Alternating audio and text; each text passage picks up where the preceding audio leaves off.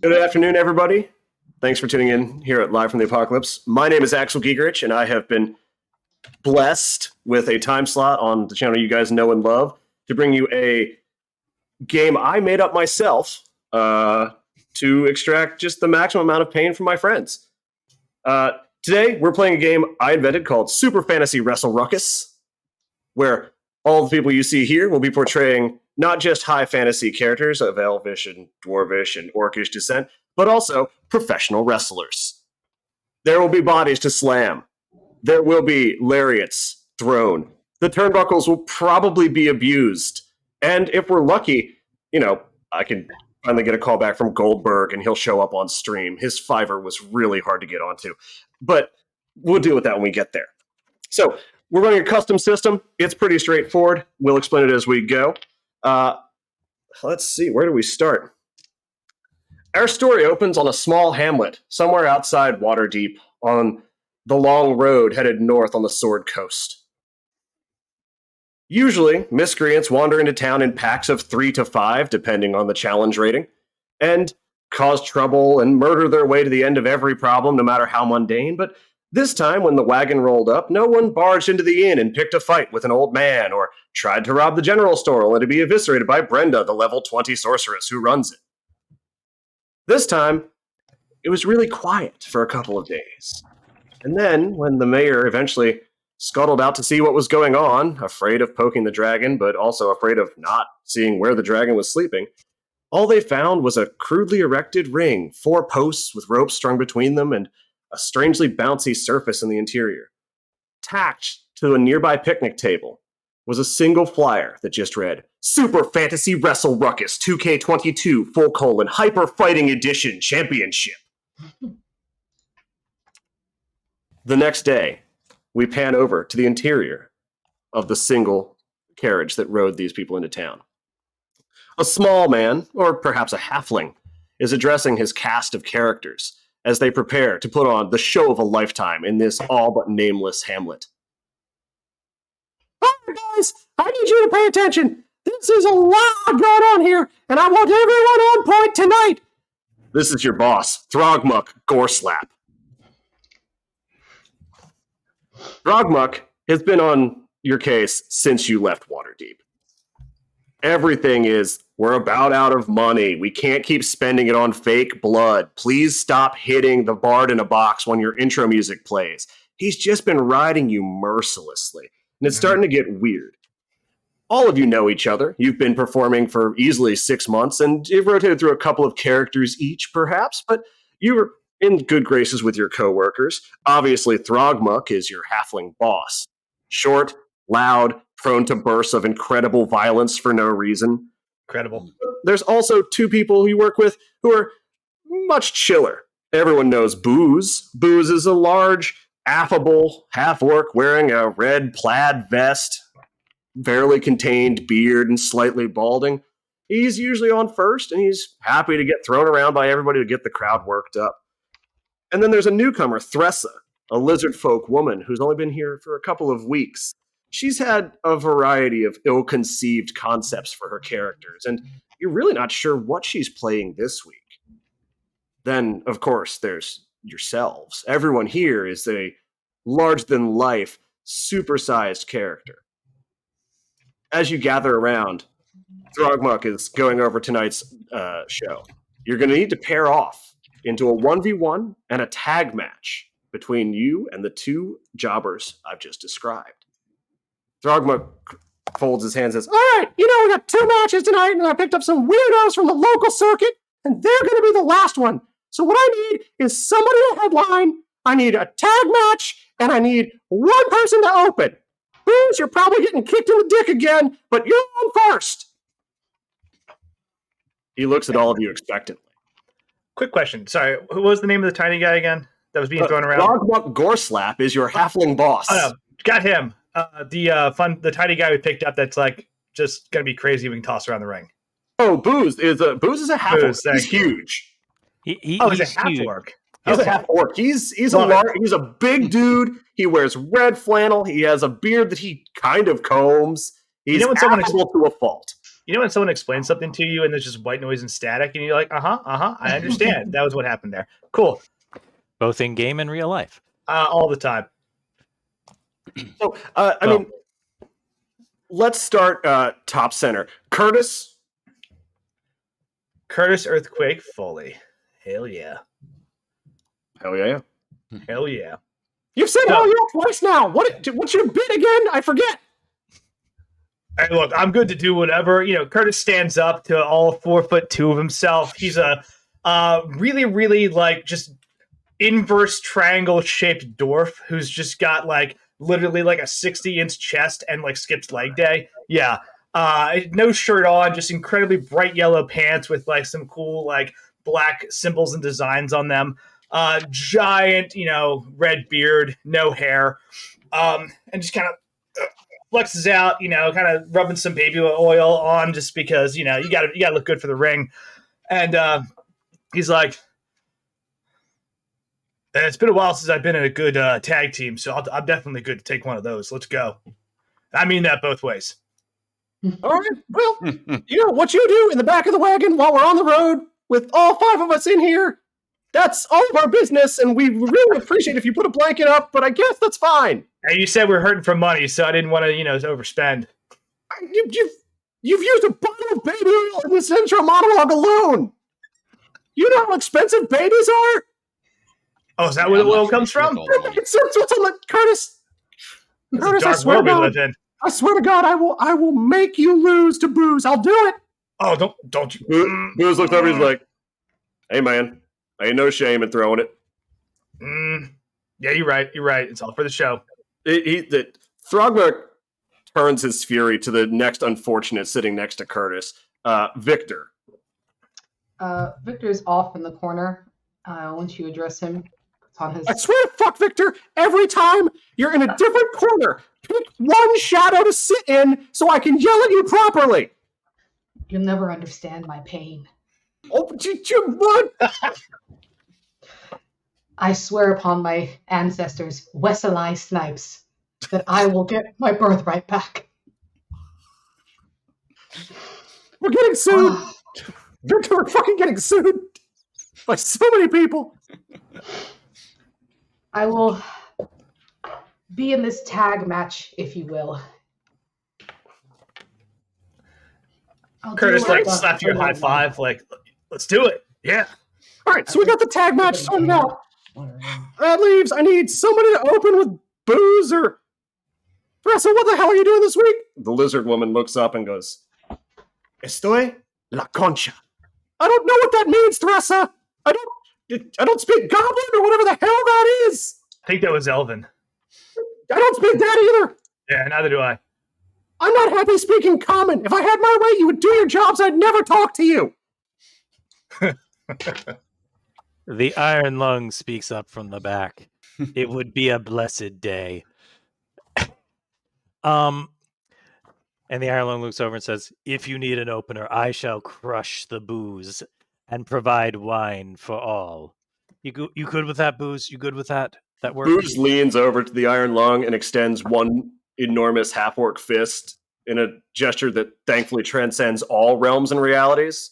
We all get it and know it and love it. Mm-hmm.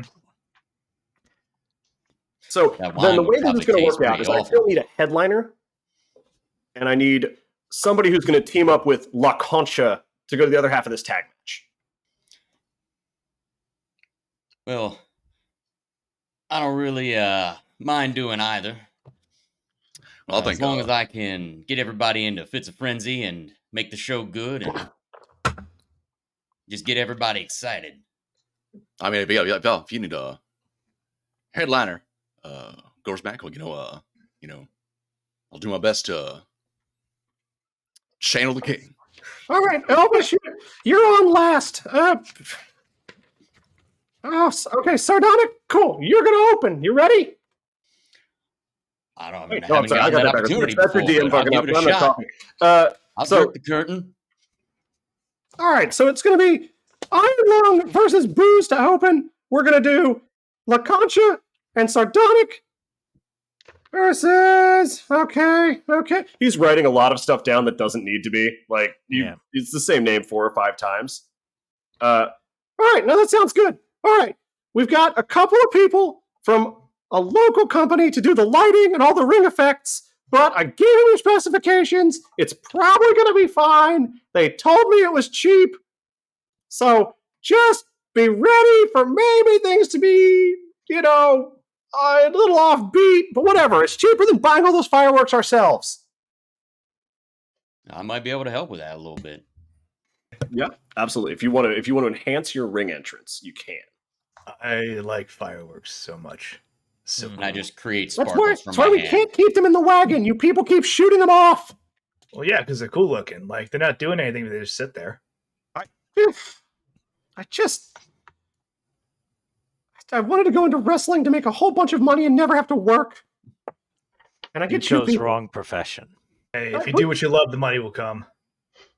But that's none of you went to business school. No. No, I went to the school of hard lifting. I mean, as a friend, you can tell me, the announcer. Did any of you get an MBA? It's possible. No. Oh, God, no. Okay, all right. Absolutely. No.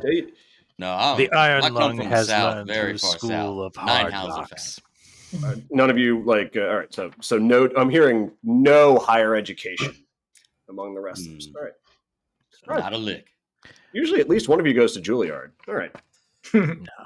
All right. Iron Lung has studied on road and makes his money the old-fashioned way. Not eating, not breathing, and just putting every cent into a pile. All right. As you guys finish picking your spots for the evening, you can hear the sound of like a local crowd kind of filling in. If you poke your head outside of the wagon at all, you can see it's a collection of mostly common folk filtering into the benches and seats that you've set up around the ring.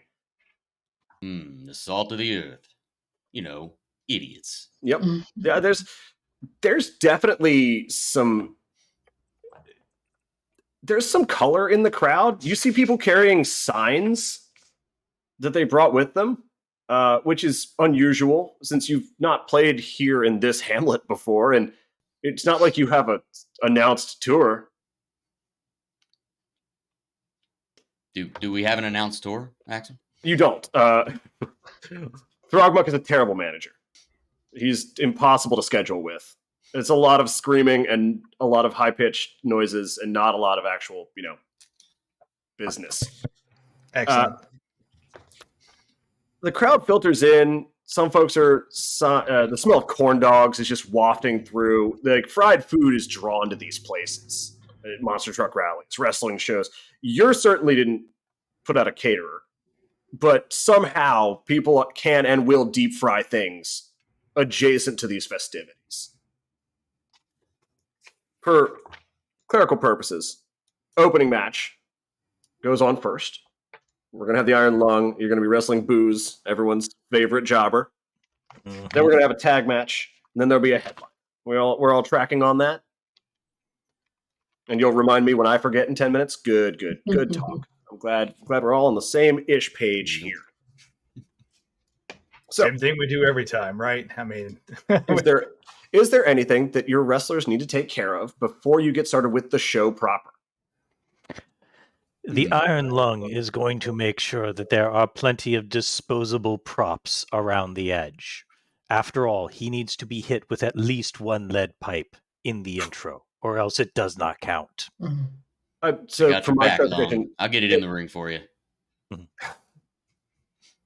so you want to make sure that there's accessible weaponry. Oh, absolutely. Let's call it that. It's not like a broadsword, but No.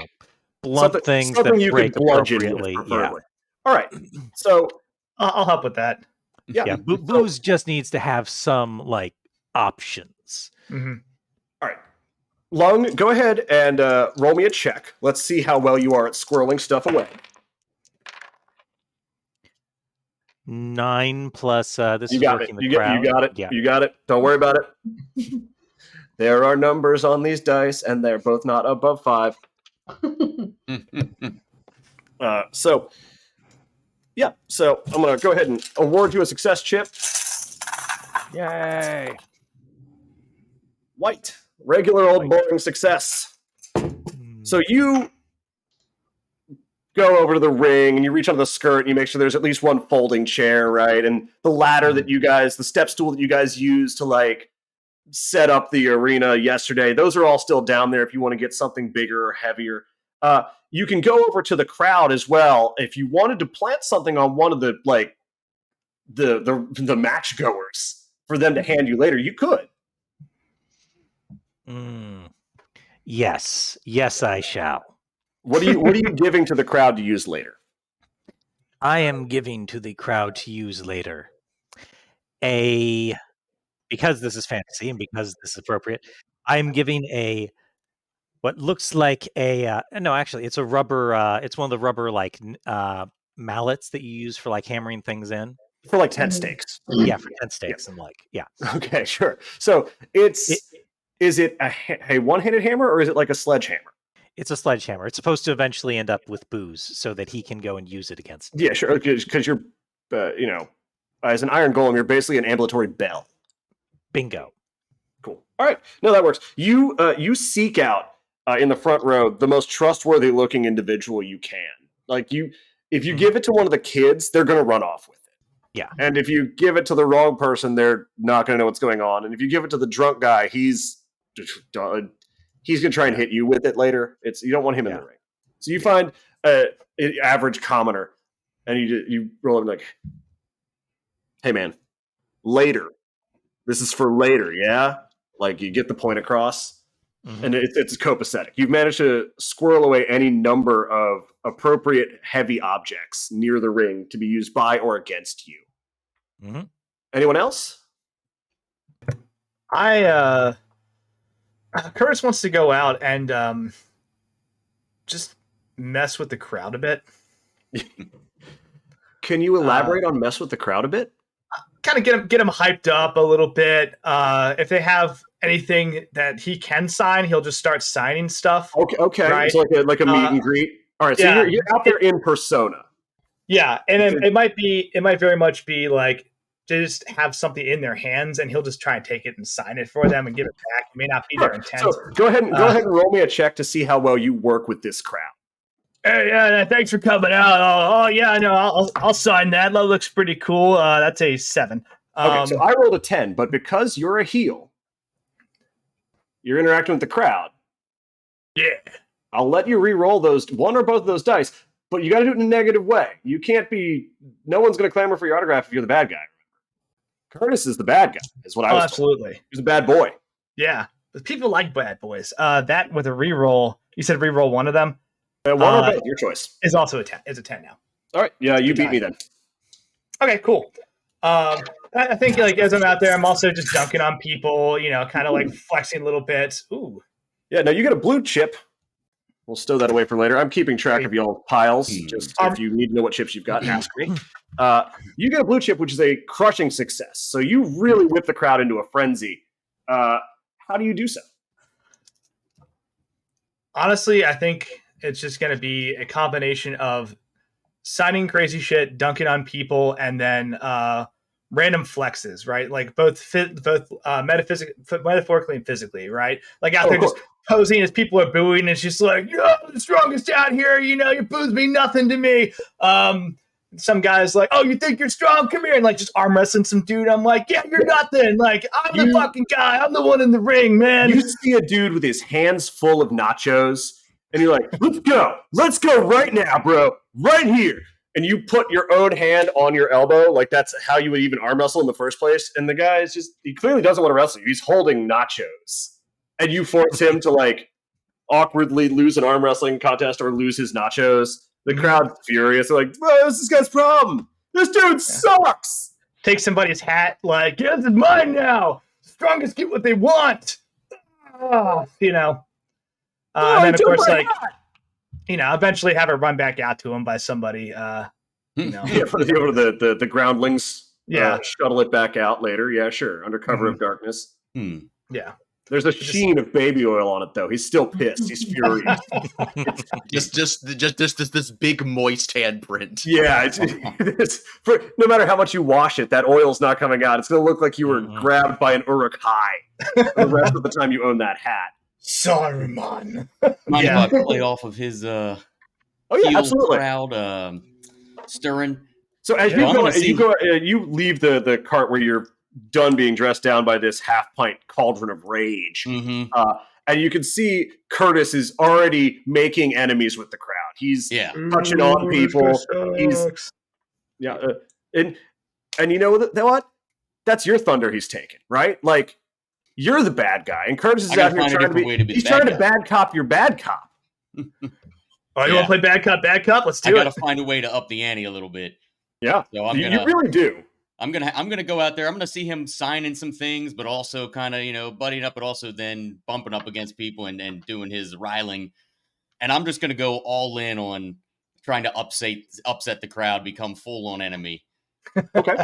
So I'm just. Do you have an idea of how you'd like to do that? I'm gonna just come out and I'm actually going to if I can use a little bit of my light magic, a little bit of boomy voice. Little thaumaturgy. Oh, you love to see it. Change that eye color as many times as you want. Maybe I'll turn it red. Turn the eye color red. I don't know why you'd want to get their approval at all. I mean, this town. Yeah, I look around the room and I now know what you get when you scrape out the bottom of a barrel. If I had to ask you, Sardonic, do you feel this town is large enough for two of you? You think that there's enough acreage here for that hate? I might be vying for as much of that hate as I can hold. Okay, cool. Yeah, roll me a check. You get the sense I don't really know another way. Yeah. All right, I got 12. Good, you beat my 11. Now, if it had been below what I had, obviously, as the heel trying to make enemies, you could reroll one or both dice. So you could always bump that up. But 11's pretty good. You get it. Let's see what chip you got. Yeah. I mean, I'd look around the crowd for you idiot, but I see you all already here. So you pulled a red. That's a reversal chip. Wind blows. So it's going to go bad for me. It's going to go bad for you. Wind blows your duster back behind you as you make this stirring speech, and halfway through, a single tumbleweed kicks off of a nearby bush and just hits you square in the face. Which is right around this town ain't big enough for the boom. You are accosted by nature itself. Can't even keep your streets clean. Yeah. Good recovery. Excellent. These ditch folk, these bumbleweeds, can't even keep brush down, right? Like any good cowboy would know, you got to tie down your brush so it doesn't blow away. Look, they know what I'm talking about. Ranch folk know. All right, so quick reminder regarding chips. Folks, if you're making tests, you have them. You can cash them in later to automatically succeed at things. The reversal and the huge success chips that Curtis and Sardonic got 1-to-1. Give me the chip back, and I will give you a win. Iron Lung, you have a regular old success. You're going to need 2 of those to cash in. And again, if you want to keep track of what you got, I've got it all right here in front of me. Now, if we were at the same table, you'd be able to hold on to them and get your grubby little mitts on my precious family heirloom poker chips, but we're not. All right. Crowd's getting pretty amped. There's a lot of antagonism in the audience tonight. Most of it's coming from you guys. All of it's coming from you guys, frankly. We know what we did. You really brought the ruckus. I want Victor doing something that is not so ruckusified. That's okay. Sorry, I didn't catch that. I'm going to have Victor doing something if you want to. Yeah, absolutely. So Victor kind of slinks out and goes into the crowd, sits down in any open chair, and hopefully it's next to a lovely lady. And he decides to go and tell her the story of his lineage, birthright, everything. Lets her know, once he gets his birthright back and his coven is in order, asks her if she wants to join said coven. we have dental. It's a lovely thing. And I would also like to just kind of slowly but surely lay down in her lap and keep talking to her while she hopefully comforts me in my woes. You're trying to increase your horde of vampire skanks. Got it. Yeah. All right. So that's a check. Right. All right. No way she buys this. This is Faerun, and rice doesn't exist. This can't be a thing. Ooh, I only got 8. That's not going to cut it based on the numbers I see here, which include at least 1 8. But again, you have some things your character's good at, and if you can pitch correctly, might let you reroll. You might have to double down here. She's not feeling like this. You didn't pick the one goth chick at the show. I'm sorry. No. You really should have looked for someone in at least platform boots. And what you did pick is like the local milk frau. She's a little off-put by just like you sprawl it, oozing towards her. That's okay. That's not a problem. What I'm going to do is I'm just going to take off my cape that I happen to be wearing and let her know, like, you're looking a little chilly. Let me keep you warm with this. I don't need it because, my body doesn't need heat. And I'm just going to hand it over to her. Okay. And see if she'll it's awfully hold on to that chivalrous of for you. me. Go ahead and reroll those dice. Ooh. 12. You beat me. Yep, you win. You know what? It was a difficult opener, but you did manage to sell it. She's on board. Like, she leans in close and she's like, "Do you have tunics at the merch table? I would love to buy one." I let her know that, yes, I do. And the more she buys, the closer I'll be to breaking my curse. So, I don't carry cash. Do you know if they take credit cards? Venmo, Cash App. I've got a Cash App scrying crystal. I can send my peasant wages over to you. Oh, that's lovely. Which t-shirt's your favorite? It's the one that says, "No, we don't sparkle." That's the one. Mm-hmm. And then I just take her hand, give her a kiss, and just ooze away.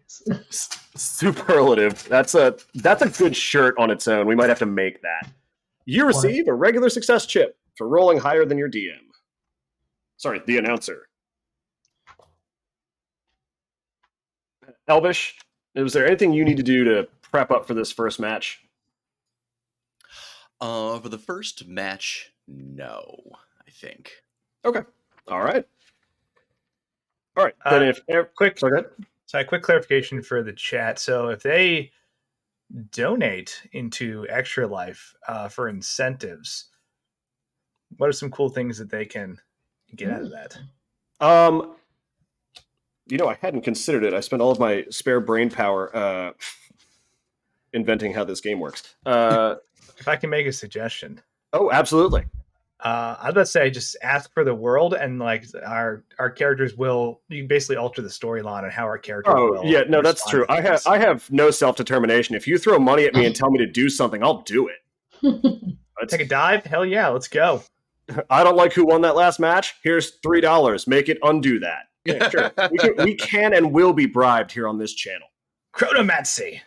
Do you have a very cool wrestler who you think is cooler than the one I'm about to put on stage? Sure. Bring it on. Lobster Claw Johnson. I'll fight Mike Mignola for those rights. I will not fight Mike. You know what? That's a hard limit. I will not fight Mike Mignola for any amount of money. Can't make me do it. But he's too nice.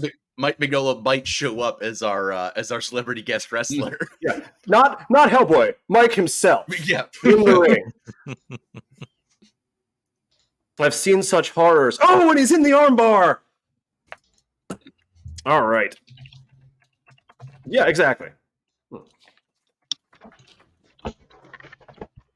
Yeah, that's the right level, chat. In this case, though, the peanuts are US dollars. So make sure you throw those. All right. You guys have done your various prep work. everyone's, kind of amped up, and that's good. You got to get the blood and the adrenaline flowing because you're about to put on some high-impact sports wrestling entertainment, right?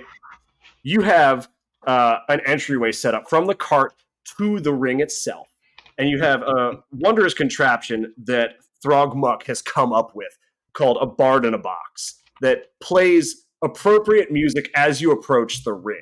Incredible. It's not really the best music, but it does everything it can to like put on the right vibes. It's a little tinny. Audio quality's not the best. I would say maybe it's Napster grade singles, but better than nothing. So you get done working the crowd over or planting weapons or hitting on the local populace. And everyone goes backstage so that there's nothing to detract from the intro. As the lights go down and a soft glow emanates from the edges of the ring itself, you can see that those local contractors have rigged up kind of a dancing lights scenario so that the ring itself is properly illuminated. Everyone can see it from wherever they're sitting. You have an announcer who you trust intrinsically to tell the crowd what's going on. He's 6 foot, red hair, average-looking guy. Likes to hang out at the top left.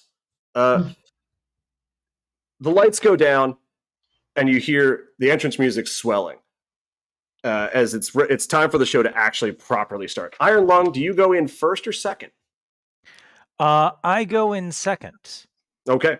After so the lights go down. Yep, sorry. No, you go ahead. Because we have to make sure that Booze goes and gets like a proper respect. They have to think that he is the start of the show, that he actually has authority on what is about to happen before the Iron Lung comes and crushes it down. Yep. All right. So the lights go down, and here the announcers start to, like, using thaumaturgy, really start the announcer. Booze walks out the curtain, and you hear his entry reel playing as the announcer says, "Ladies and gentlemen, thank you for coming out tonight. It's going to be a great evening of wrestling sports entertainment here on the Sword Coast Long Road Multi-Divisional Inter-Athlete All-Weight No-Holds-Barred League.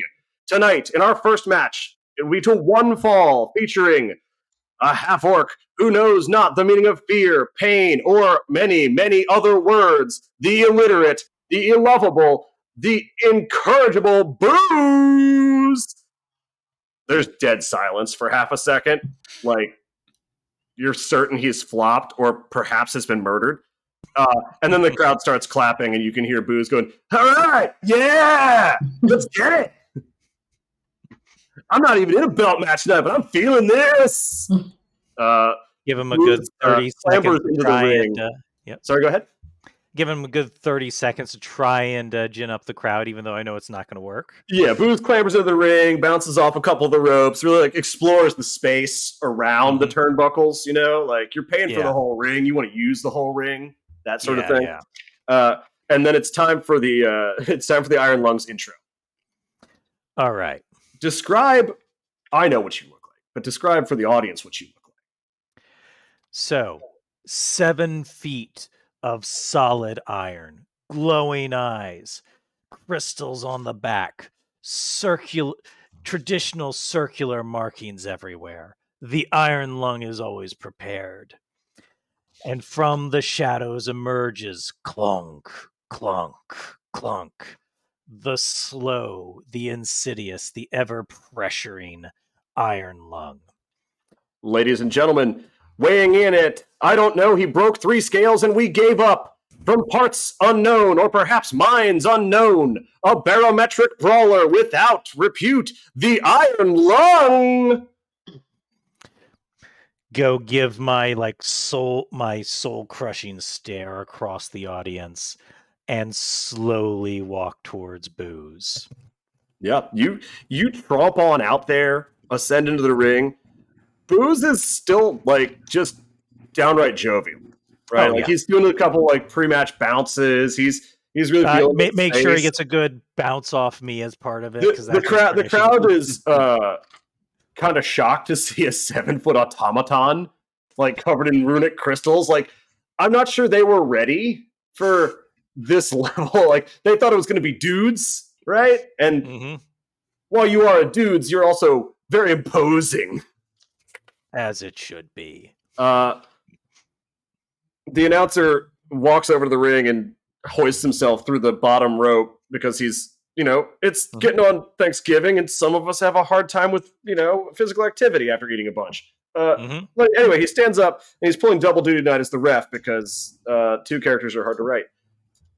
The announcer has both of you come out to the center of the ring and touch fists, and he says, all right, this match is the first fall, a 3 count. I want a good, clean fight. Booze, nothing below the torso. Iron lung, no skull fluids on my nice, clean ring. Are we clear? By skull fluids, you mean that blood Nothing stuff. that comes out of the skull that is a fluid, whether it was initially a fluid or became a fluid through crushing. You limit me so, little man. You want to go again, Iron Lung? I will sanction you before this match starts. That's it. No slurries. I'll call this whole thing off right now. I'll do it. Test me again, Automata. Test me. And then he realizes, the audience is seeing this very interpersonal chat. And he's like, anyway. Let him fight. Let's go. He waves you 2 together. Yes. What's the first thing you try and do to Booze? The first thing I try and do to Booze, I assume that we're going for the traditional pre-fight good-natured handshake. Oh, you extend your hand for a good-natured handshake? Yeah. Booze, absolutely. The Booze also thinks you're going for a good-natured handshake. I sense, however, that's not what's going to happen. As we start, he goes for the good-natured handshake, and I immediately go and throw him into the ropes as hard as I can. That's going to be a check to lie to his face with, chivalry, and then also throw him. Okay. What does a 14 get me? It beats my 2 6s. I was feeling real good about that. I wanted to see Booze win there for a second. I mean, it would have been great. I would have loved him if he'd won. So what a 14 gets you? What a 14 gets you is a reversal. That's great. You ricochet Booze you grab his arm and throw him as hard as you can towards the nearest set of ropes as a speed up. You're going to hit him with a cross arm or something. You're going to use his momentum against him. Booze ricochets off the ropes and comes back way faster than you expected. How do you react? Because this match needs to be good. I'm like, okay, I can take this. I'm gonna go and let him. I'm gonna pretend to miss the lariat and let him slam into my chest. Booze hits you at full speed, and he wasn't really ready for that set. You hadn't discussed what you were gonna do with him. You just kind of threw him, so he wasn't really planted, and he just clocks his head on your enormous metal torso and drops like a sack of concrete. You're now standing over him, and he's there's a bit of a fencing response going on. You might have caused some brain damage to Booze. He's down. How can you cause damage to things that aren't there? I don't know. I'm not a doctor. I'm a wrestling announcer. Damn, all right. Sick burn. Well, obviously, I'm going to try and go for the down, but also at the same time try and get him back up because this is way too fast. He can't go down this soon. You've accidentally overcooked it, right? You've come out real hard, and it was you got to buy him some time. Is the bottom line, right? Okay. Is there a chair? He's got to come back to his feet on his own. You can't do it for him, but you can kind of sell a pump the brakes scenario. Right? Yeah, no. Because the pin has to be down. I'm doing the whole poke. Wait, what? Confusion. And do that as long as possible. I got a 9. Okay. You're going to lose to that roll right now. But you do have a reversal chip you could spend to succeed at stonewalling. I'm going to use the reversal chip. Right. And what I'm going to say is I'm going to basically be do the Izzy breathing check. And when I hear him breathing, I'm like, real quick, grab me now. Yeah, gotta work for this. Doing first aid to a prone person where you check for breathing using the back of your hand looks a lot like going for a pin, which is good because that's what you're doing. You're certain you've killed Booze. There's a long second when you go down to set up the pin, and then you see on the back of your giant metal gauntlet condensation where he's still breathing, and that's a good thing, right?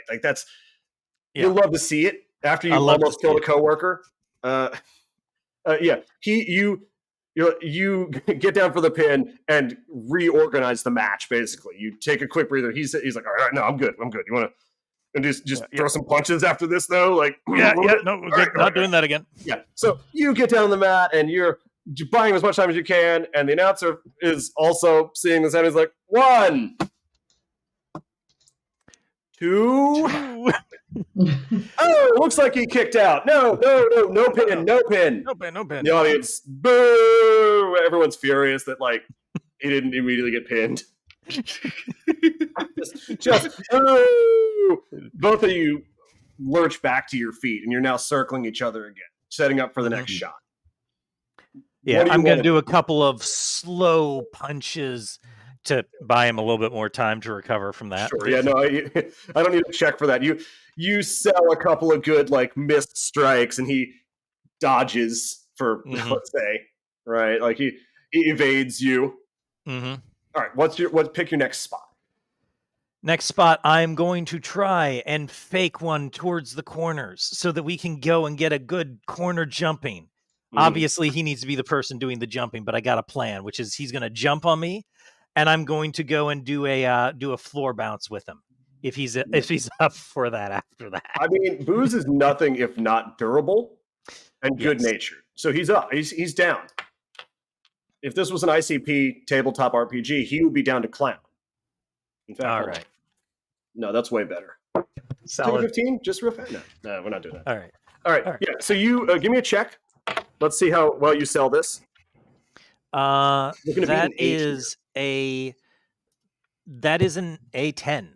It's 10. You beat an 8. Yeah. Your plan goes flawlessly. You rope Booze into the corner, set him up on the turnbuckle, and then ass over tea kettle off the turnbuckle.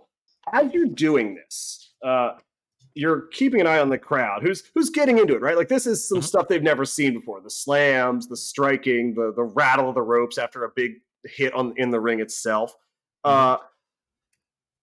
You see a series of caravans have pulled up just past the outer ring of the seats. Like it's still illuminated, but you can't really see what the signs on the side of those caravans say out there. But they're offloading an awful lot of people. There is more to see this great victory. For the moment, I am concerned, but the Iron Lung will not break character during a match. No, you would not need to address them. Everyone else not in the match, I'd like to address the caravan. Or maybe hanging out on the fringe of the audience watching the show, also sees all these caravans pull up. It's probably about 4 of them, and the doors on the sides open, and kind of a shambling mob starts to pile out of them into the back rows of the seats. Oh, look, more kobold kin have arrived. They are kind of stooped, yeah, sure. Shorter than the average height. That's not a bad observation for this. Or are they goblins? I can't tell. They don't appear to be goblins. Are you going to try and go over there and find out what's going on? No, I'm actually calling them that in a sense as they arrive. Oh, you're going over to their face. I'm actively antagonizing them, proposing that they are kobolds and or goblins. This is fresh bodies, right? These are people who Earthquake hasn't insulted yet, so you can get first dibs, right? Like the sheen of his baby oil kind of marks who he's been near. You can like a dog's territory, basically. Like a path. It's slick in parts of the ring. You head over. As you get closer, all of these caravans have a little banner on the side that says Pleasant Lakes Ever Vista Retirement Village. And pouring out of these caravans is it is a shambling horde of walkers and wheelchairs and just the most aged people you have seen in weeks easily. Oh no, there must be a necromancer around or something. Yeah. One old man at the front says, "What? Are you Beelzebub?" Look at him! He's got the horns! He's from a different level of the Nine Hills. What? Good guy, though. Who? You can absolutely attempt to insult these old people, but it might need more pantomime. It's probably more for everyone else than the old people themselves. They're awfully hard of hearing. All right, yeah. So go ahead. You are making fun of the aged to their faces to stir up the crowd. Go ahead and roll me a check. Good lord. Reroll that. You got a 6. You are a heel, and you're being very mean to the elderly, so I'm going to let you go again. You can reroll one or both dice. Okay, a little better. 11.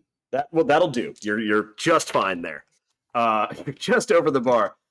You begin verbally harassing grandma, basically, right? Like, it's... This isn't Johnny Knoxville in a suit. These are actual old people of various races in various conditions. Like, there's one of those being helped off the back of the carriage by what's clearly 2 orderlies. Like, and you're just out there, like, giving them shit. You'd think a fake hip would move faster. Just really dropping hurtful words on them. And it's working. The crowd's like, who's this devil guy? Yeah, that's fucked up, man. That could be my grandma. Gary, that is your grandma. Oh, yeah! Oh, look, the town's jousting team has arrived. Oh, what? What? This is who they send to competition, I imagine. I think he's saying that our jousting team is old and sucks. Oh, I hate that guy. Our jousting team doesn't suck. He sucks. No, you succeed. Absolutely. You get a white chip for your stack to go with the red chip you already have. As you've successfully ginned up ill will by mocking the elderly. Nice. So Donna kind of slinks back behind the curtain, having said just enough hurtful things about the greatest generation. Give me all your hate. Emotional damage, yes, exactly. That's the best kind of damage, really. Like a sock full of sweet Valencia oranges, it doesn't leave a bruise. Jesus Christ. Now, back to the ring. Ironlong, you and Booze have been going at it while this verbal takedown has been going on. I would say you're about midway through the match. It's time for you to put one or both of you to put out like signature move territory, right? Oh yeah, like yeah. You're headed towards the climax. You're not quite there yet, but you want to start selling it. The striking's been good. You've done some grapples, but it's time to close this out. Yeah, you're getting there. Yeah, no, but like start the end. So first off, we need to make sure that Booze can can even the score a little bit to sell a little bit more drama right towards the end. You are so correct. Time for that rubber hammer to come in and ring my bell.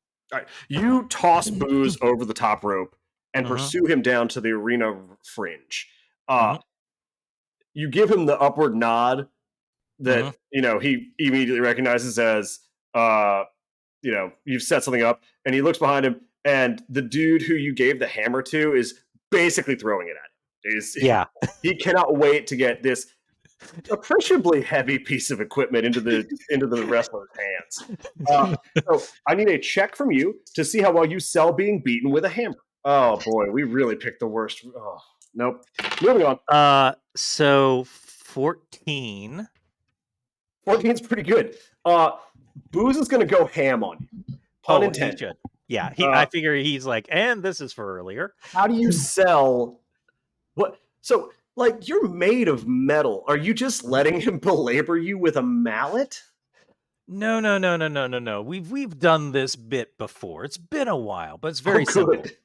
He goes and grabs, and the first thing he does is he comes up with the equivalent of an uppercut, which, swings it up, tries to catch me on the jaw. I go and lean backwards. So the first thing is, a giant ring, and I topple over for a second, fake out for, with a 1-2, kick him off, and then, throw him into the ring. He gets a couple more as I'm coming over the edge.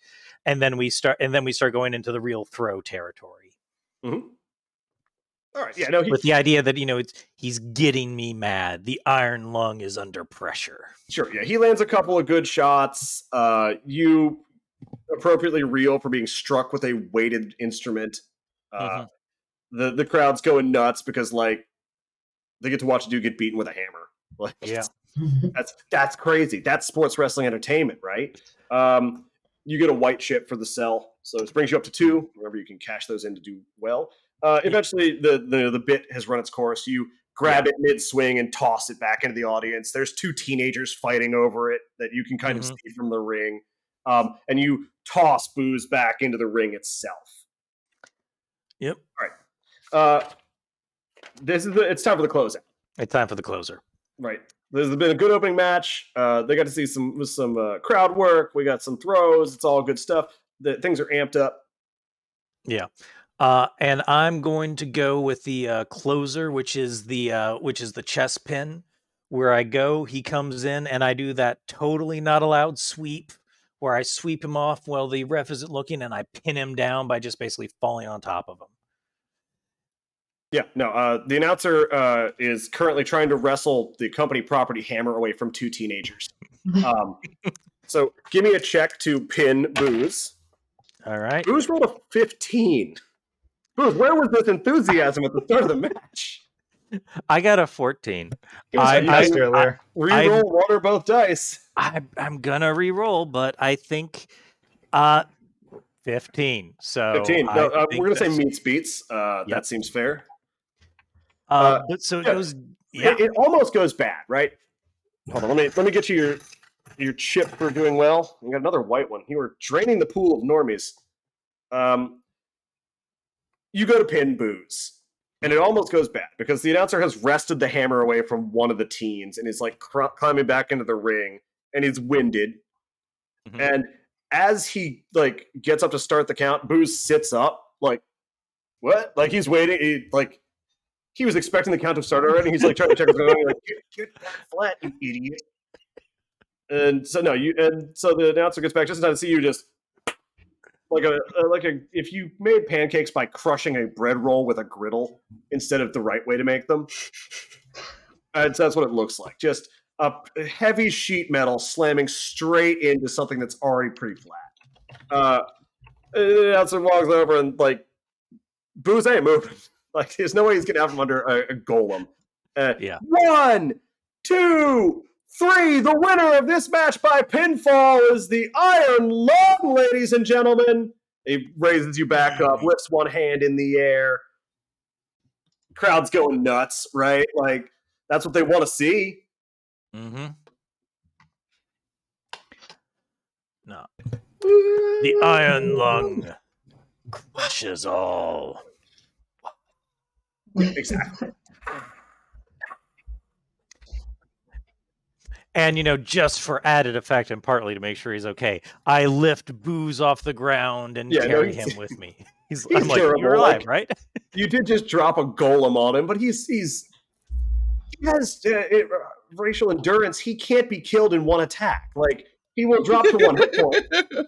But as long as it only happens once a day, he can't die. That's just physics. That's just how Faerun works. Yeah. Doctors are baffled by it. He probably shouldn't be unconscious as many times as he is, but he can't be outright killed. No, he can't be outright killed. Which is why so many skydivers are half orcs. That's just how getting him out of the ring. It's a medical marvel. Into a bed. You walk back down the entryway back to the cabin. Things are not the cabin. So the like behind the scenes area. The crowd's going nuts, and there's a brief intermission before the second match. Mm-hmm. So the Bard in a Box is kicking off all of the popular jams. Insert your own favorite music here. New Tasteway albums out. Listen to what you want to listen to. And just to refresh your poor beleaguered announcer's notes here, this is a tag match between... I lost the teams here. It's Curtis and Victor. Mm-hmm. But is it Teresa that is on the other team? Yeah, one of you has the lizard woman. I think that's me. Okay. So you have Teresa? Is it Teresa? Is that her name? I have those letters written in an order, so let's just go with that. It's definitely close to Teresa, but I can't read my own handwriting. I don't know. I think it might have been Thressa. I think I might have just pulled an email. Okay. All right. So Mind criminal, you can make pancakes however you like. I don't recommend doing that if you have a glass top range, but if you've got, gas burners, get at it. So Thressa is going to be on. Yeah. So this is going to be Curtis and Victor versus Thressa and Sardonic. Is there anything you guys want to do to plan ahead for the match that you're about to put on? I think I'm going to whisper to Thressa. I might have riled him up a bit too much. I think you know what that means. We're about to take the fall. Thressa has been on a beanbag chair next to the fire this whole time for heat reasons. Excellent. And she pokes her head around the edge of the curtain and goes, "Is that a van full of senior citizens?" Oh, yeah, and they hate us. Us? They hate... What did you do? I did a thing.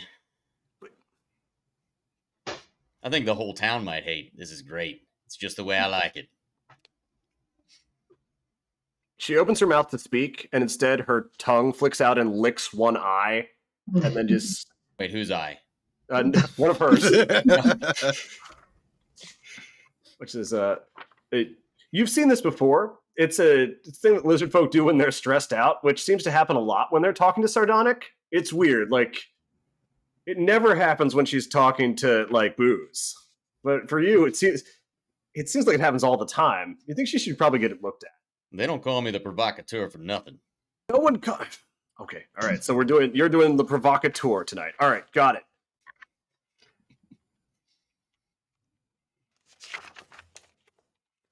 Provocateur.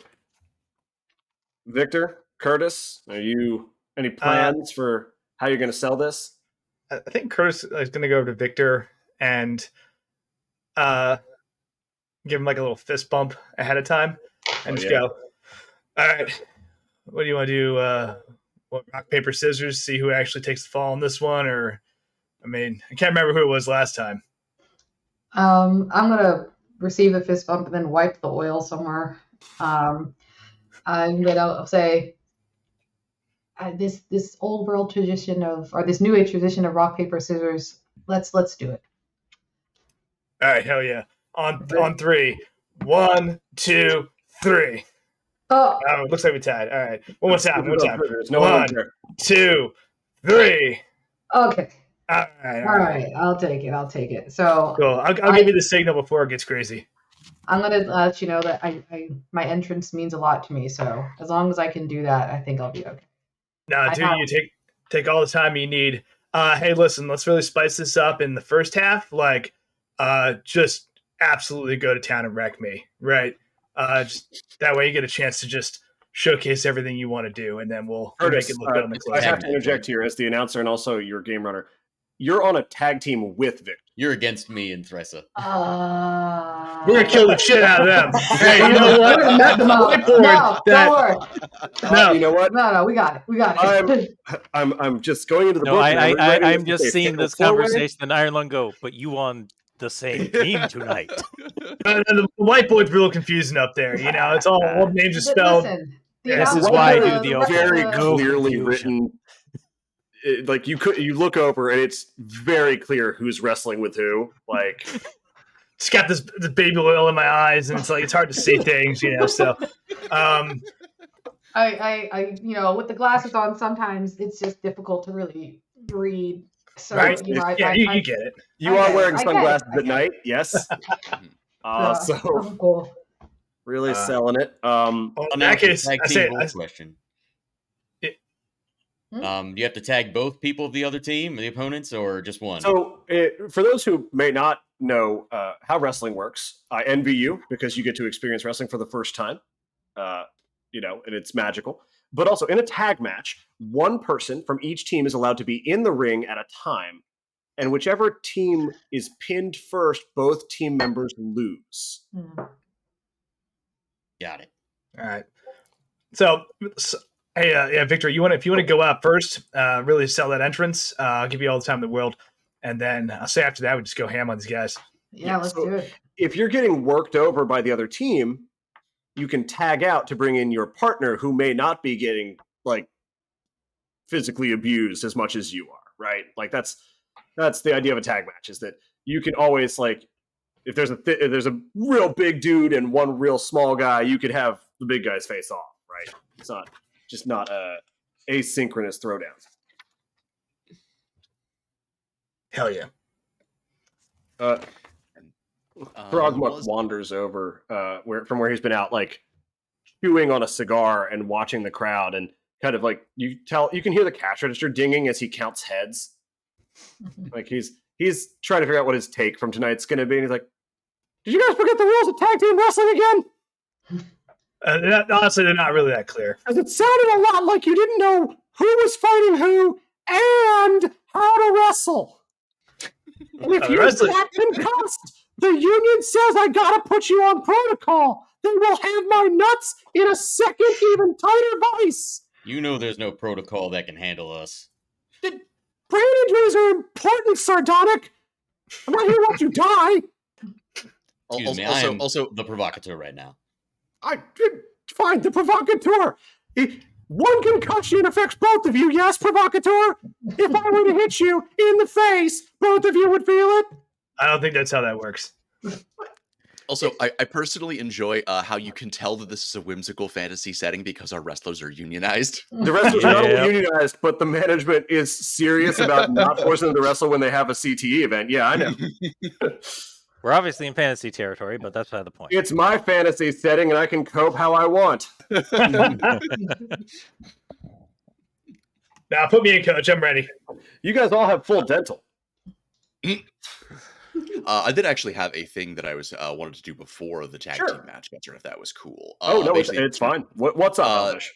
During the intermission, while they're getting set up for the next match, Elvish was going to hop into the ring and play a set to get the crowd hype. In particular, the old folks. He has seen his people arrive in the caravans. It's true. A lot of these people are elderly, like normal humanoid age, so they're younger than you, but at different stages of the life cycle, right? Yeah, but they're basically his people. So was gonna try to play a set to get them hyped for the. Yeah, you drag one of the good sitting stools, not the slamming stools, out to the middle of the ring, and when you say a set, I wasn't appraised of your musical instrument. What are you playing? I'm going out there, play a little guitar, Gonna go out there. Just gonna play him a few of the, play a few of the old standbys, That's true. Blue suede shoes of swiftness. You ain't gonna play a little of the old you ain't nothing but a blink dog. Oh, and of course, it wouldn't be an Elvis Presley set without a shake, rattle, and roll for initiative. Oh my God! Yes, very good. That's good stuff. That's just put it straight in my veins. All right, yeah. So this is a check. Then you're gonna try and charm the old folks with some actual oldies music from a year that we can all think of, but won't say out loud. Right, and that's a 7. Seven's a bit light. Can I bribe you? You can absolutely bribe me, but as a face, you can also endear yourself to the audience to earn a reroll. I'm going to donate anyway because I was going to do that, but I will. Oh no, what am I doing? But I will endear myself to the audience to earn a reroll. No. If you bribe me, you succeed. This is not a game. I'm not making you a 5-star solution out of nowhere for shot of some kind. If you donate, you win. You get it. In that case, bribery has been initiated. Okay. Well, no, the check clears. You slide the announcer, and the announcer's charity of choice, a amount of money, and the announcer hops out of the ring, slides the bar in a box closer to the elderly people who can suddenly hear your set, and they are into it. I remember this song. It was on yesterday, and the day before, and the day before, because we listen to this song every day. You receive. Ooh, you succeed big time. You get a blue chip. They love it. The old folks are confused because they thought they were coming out to watch some wrestling, and this is a concert. But it's, their concert. They love it. They have all these records. And the machinery to play them. They're the only ones at Green Lakes, Pleasant Vista, Overlook, elderly home for the advanced age of adventurers. They got it. No, they have the only phonograph in the entire long road. And despite having literally decades worth of music to pull from, the oldie station still only plays the same 5 songs in rotation forever. Yeah, that's because radio is stuck in limbo. Like literally the plane of limbo. Yes. Yeah. Oh no, we're on the same page. Yeah, we get it.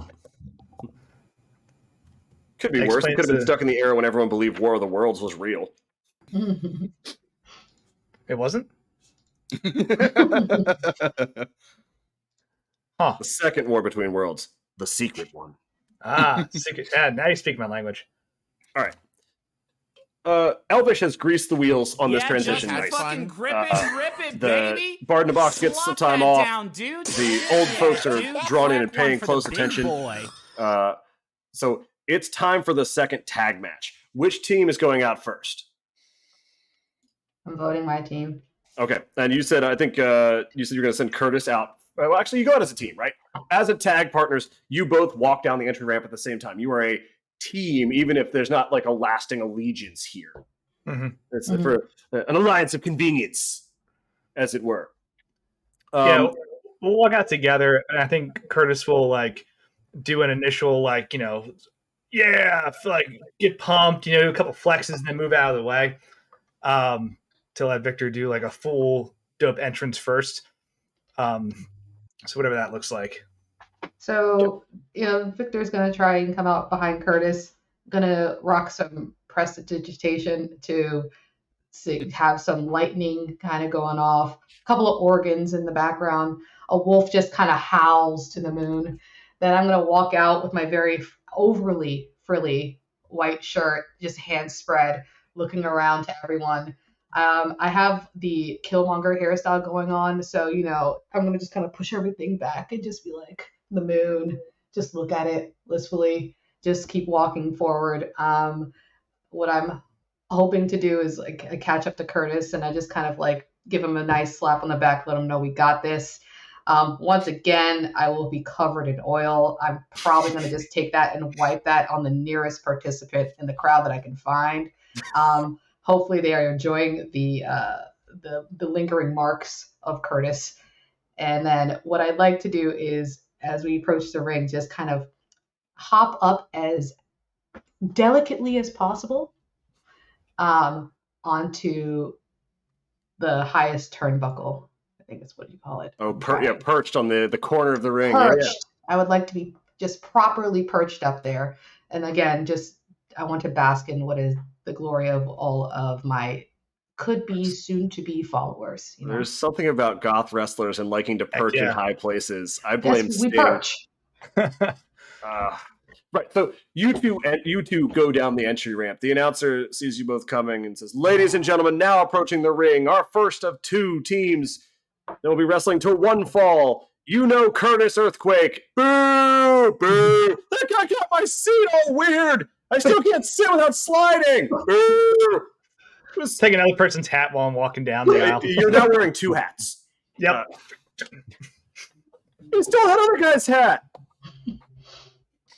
The crowd is just booing Curtis incessantly because of his previous actions.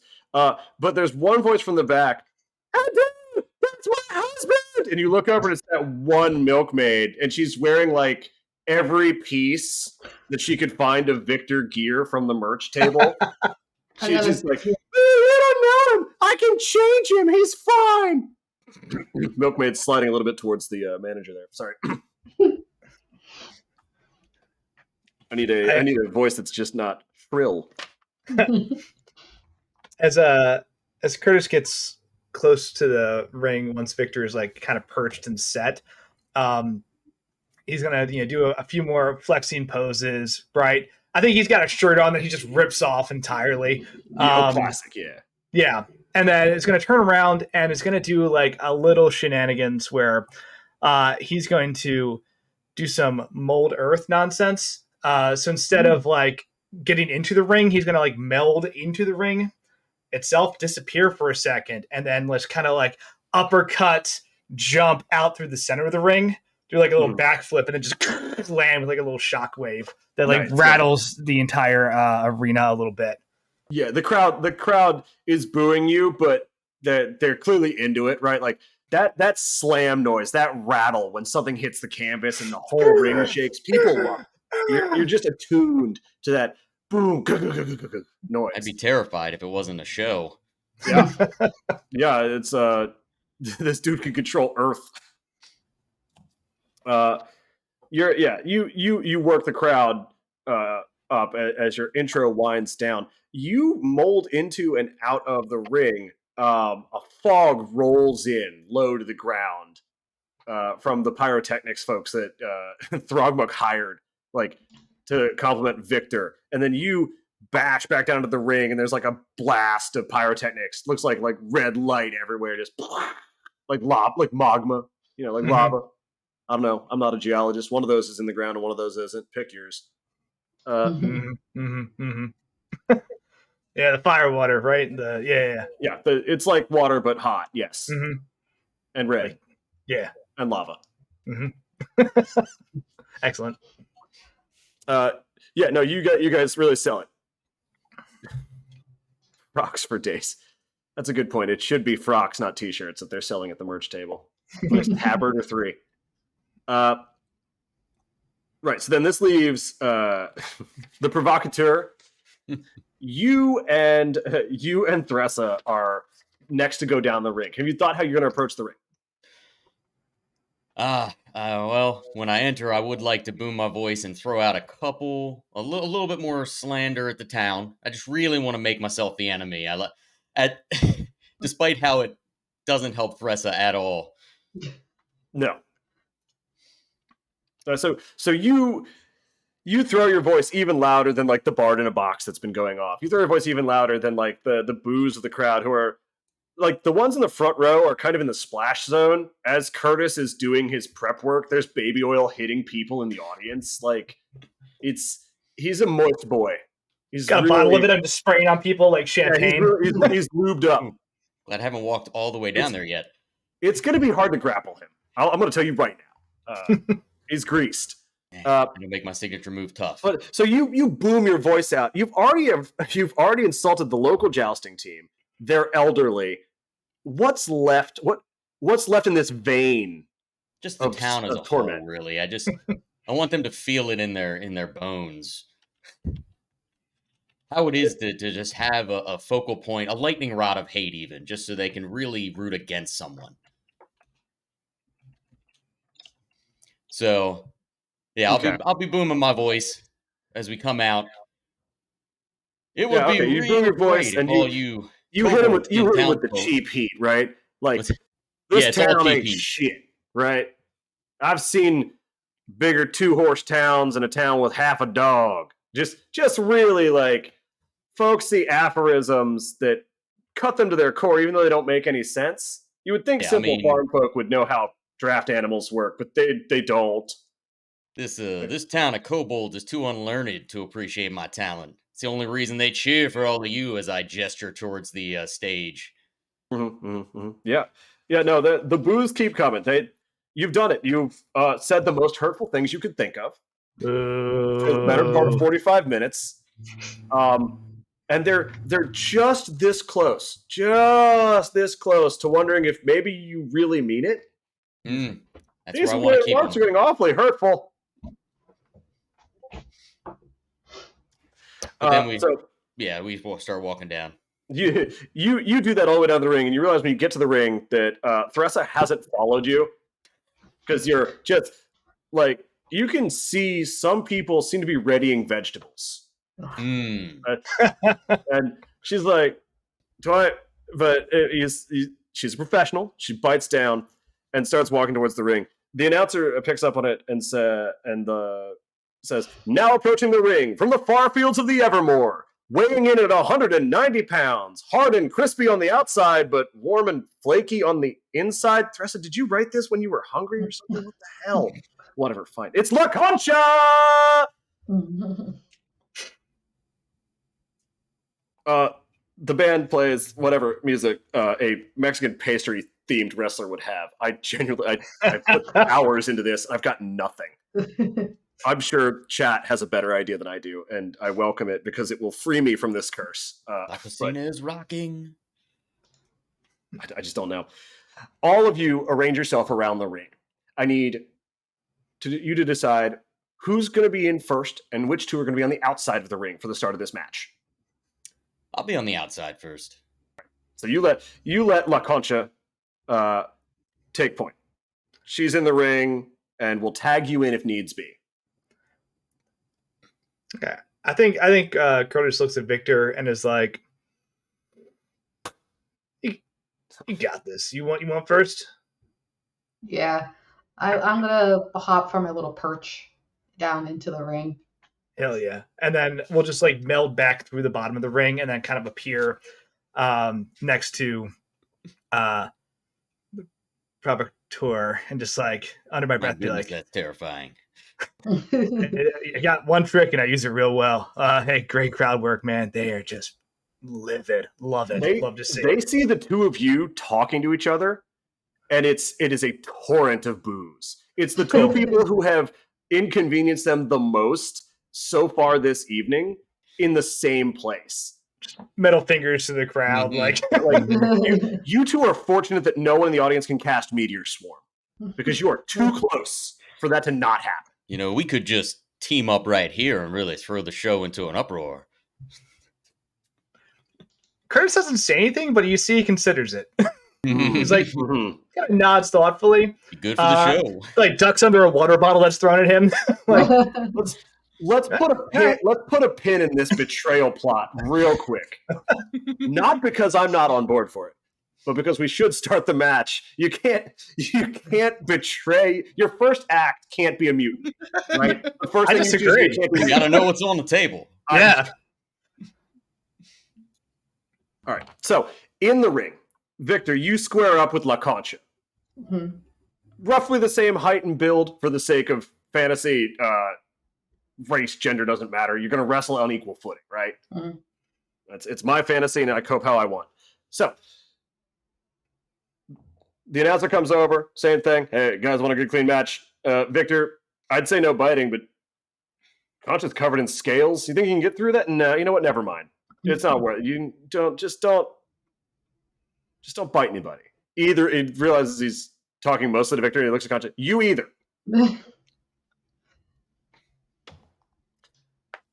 Pushes you both together. You know, knuckle up to start the match, and the bell rings. So, you two square off. What's the first thing you do?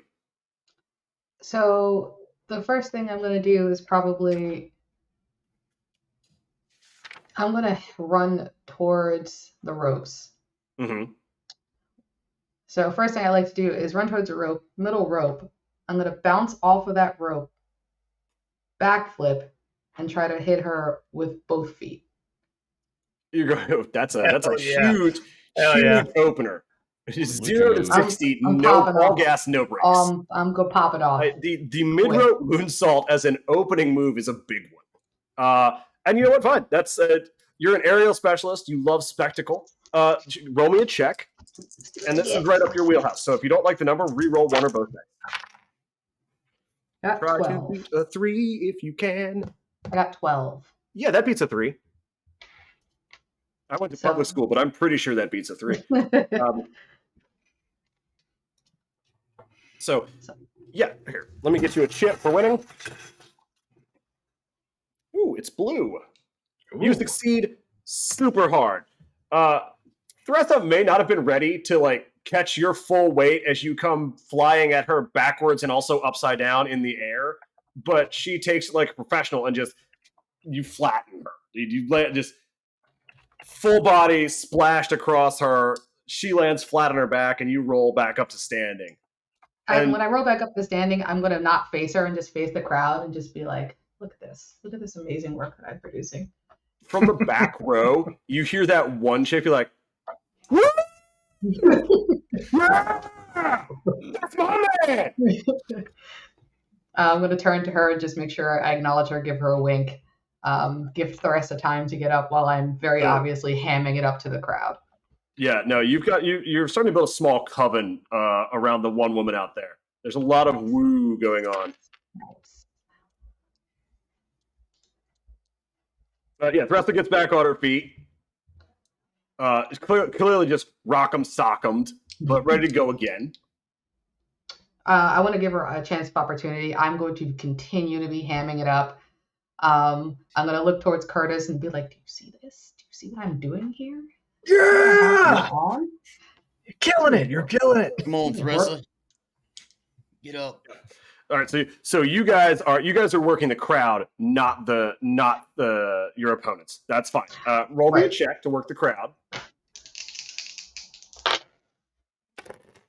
9. That's lower than 14. Ooh, While you're working the crowd, Thressa walks basically right up behind you and just hits you over the head with both fists. Just tonk. Okay. Yeah. That's what happens. You stagger a little bit. You grab a rope and get back to your feet, and then turn around and realize you have to. You're going to go to the next stage of this, right? So now you're about equal, right? Both of you have been hit about the face and/or body. I'm gonna lean against the ropes, kind of look a little bit haggard before making any moves. If Thressa tries to come at me, what I'd like to do is just kind of hit her in the gut and just kind of throw her down, like shoulder check her in the gut, throw her down. A classic. You hit him in the solar plexus and then, let gravity do the work for you. That's a check. Okay. She rolls like shit. Oh, not good. 5. All right. So, you go to do that. You both kind of through calling. You know that she knows what's coming. You know what's coming. And one or both of you forget who was supposed to stomp when you do the strike. So, you hit her and no one hears anything, so it just kind of falls flat. There's this awkward, you have to quickly go into a grapple that's almost a hug. Yada's like, what? One dude in the back, you can almost hear just kill him! I'm gonna request maybe the rest of it. She has a lizard person. She has a tail, yes? Yes. I'm gonna kind of, as we're doing our weird arm hugging thing, be like, trip me with your tail. Okay, all right. So you go to the recover out of the buying to the classic buying some time grapple. Yeah. Which is a real thing in wrestling and in boxing for very different reasons. All right. Yeah. So sell it. Roll a check to sell this. All right. Ooh, that was 9 again. If you're rolling 9s. Yeah, you're good. The dice say you're fine there. So, regular old white success for you. You have currently 2 whites and 1 blue, which means you have 2 buying your way out of any checks available. Sweet. She trips you over her tail, and you take a tumble to the mat, and you roll tantalizingly close to the edge. Are you thinking about tagging out? Yeah, I'm gonna kind of have my arm dangling. And I'll be like, all right. Curtis slaps it, and gets ready to jump in. I think he grabs the top rope, pulls it down, and uses that to propel himself into the ring. The rope, the rope handstand. Let's go. Under the ring, over the ring. What can't he do? You guys are really giving Rey Mysterio a run for his money. You're using the whole space, and thank goodness your spines are fake and not real, because you would feel it. All right, yeah, you catapult yourself into the ring, right? Thressa, you do the tag out, okay, all right, we're gonna get the other guy in here. How are you gonna deal with this unstoppable lizard woman? I think as I'm up in the air, I'm just gonna try to come down in a superhero landing, like on her effectively, just like using like the power and need, just drive that into the ground, and then try to like go into a grapple from there. I was once told that the secret to Muay Thai is to take your hardest parts and put them in their softest parts. And it sounds like that's what you're trying to do aerially. So yes, go ahead and roll me a check for that. You need momentum. That's the thing. That is a 12. Do you? Yeah. Okay. Go ahead and take the reins. You do you want to describe it, or do you need me to? I'll describe it. Right. And of course, Teresa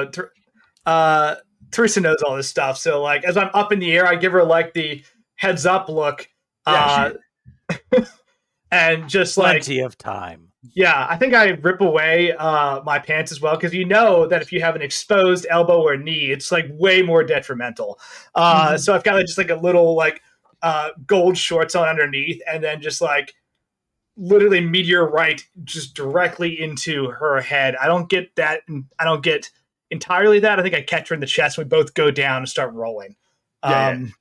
You catapult yourself up into the air, rip away your tear off pants like a flag falling off of a pole, and throw them, I assume, to the audience. Yeah, some kid just takes the pants in the face. Just takes a pair of pants upside the face. The kid wasn't ready. Like, they weren't part of the set. So, yikes. Just sodden with baby oil. Yeah. Yeah. Hopefully no one's smoking in that section. Towel. Yeah, exactly. Just... We're sitting in the splash zone. They know. Yeah, it's clearly demarked. The benches are painted yellow for a reason. With baby oil. Anyway, yeah, you land this strike, and both of you roll off in different directions, as one does when hit by an aerial move. I think I'd be reaching out to try. I was going to say, are you looking to tag in at this point? If Dressa's looking pretty beaten up. Yeah, no, she's that's a big one. That's a bell ringer right there. She crawls towards the ropes and reaches out to you, like, I need a breather here. I think Curtis is being a bit of an asshole just to play it up. She's crawling towards the rope. I'm trying to like drag her back in. You've got her on the 1 foot. I'm like reaching in. I grab her by the tail, just be a real dick. Trying to reach as far as I can. Yeah, I kind of go back and forth for a couple seconds until she like breaks out and manages to tag out. But I'm just like, oh no, you're not going anywhere. I got you in the ring, you and me. And yeah, she's 3 minutes of plate. Yeah, I would say, how long exactly do you have them in the ring for? If you had to say on a scale of like say 1 to maybe 180 seconds.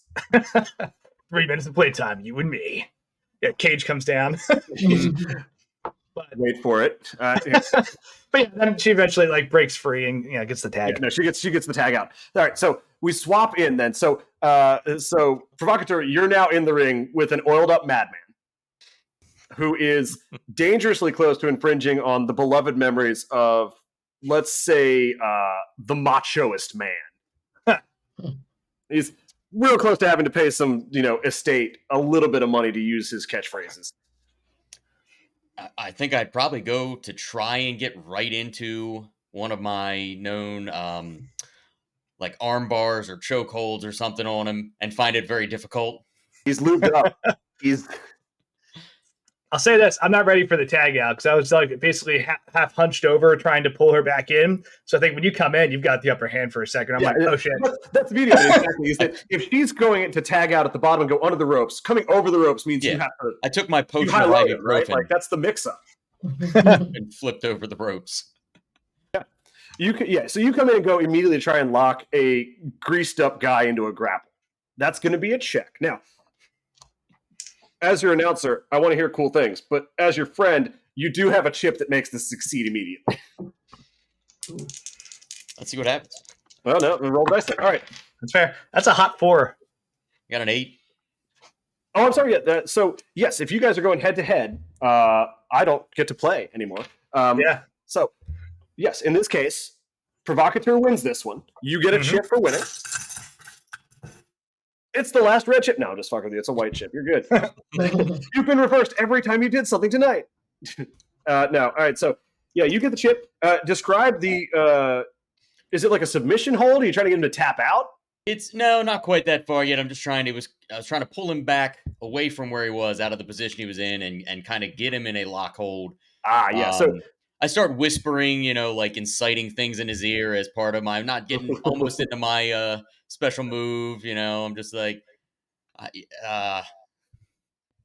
you're lucky you were born beautiful, but I was born a liar. Things like that. That's so confusing. So confused. I can't speak for Curtis, but if it was me, you'd be in my head rent free. Easily the next 10 minutes. The fuck does that mean? Yeah, no, he's got me in the mental game. I don't even know. Sorry, I meant to say you make baby gnomes cry. I still don't know what he means. So you have to take it down another level. You have Curtis wrapped up in. Did you decide what you're going after? You're going to work the arms, the leg. You have the chokehold. Come on. Yeah, I think it's just going to be a basic chokehold to start it. Try to pull him back into the choke. Yeah, but he's got so you oily. In what from the outside would look like a rear naked choke, but since you don't have a medic on staff after last week, he's not actually hitting the carotids, so no one's going night here. You're set up for your next move. What are you guys thinking? I want to sell it. I want this to be like a perilous moment, as he's got Curtis in this choke, and I want everyone to be like, "This is it! Yeah, he's going down!" And really start panicking, kicking at feet. It can't quite break free and do that for about 10 seconds until I try to actually break out. Maybe even the announcer starts coming over, raising his arm at one point, the announcer has to come over. I got to keep an eye on you guys. If he's out, I got to call the fight. So I'm crouched, adjacent to this. I'm keeping an eye on things.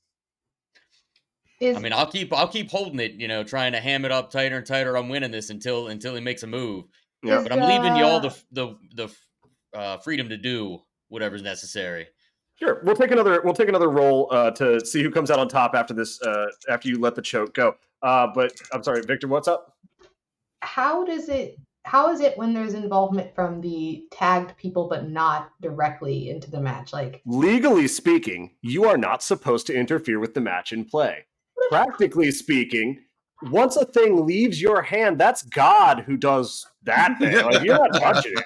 If somebody decides to move something, or there's chairs, pipes. Well, what if I'm just circling? Focused. I'm just circling the ring very. Yeah, the ref is right now. The ref/announcer is dialed in on making sure this choke remains legal and nobody touches a rope or taps out. You can get away with a lot here. I'm gonna say I'm gonna hit into some magical territory. So as my hand is just kind of caressing the outside of the ring as I walk by, checking this, watching Curtis really ham it up.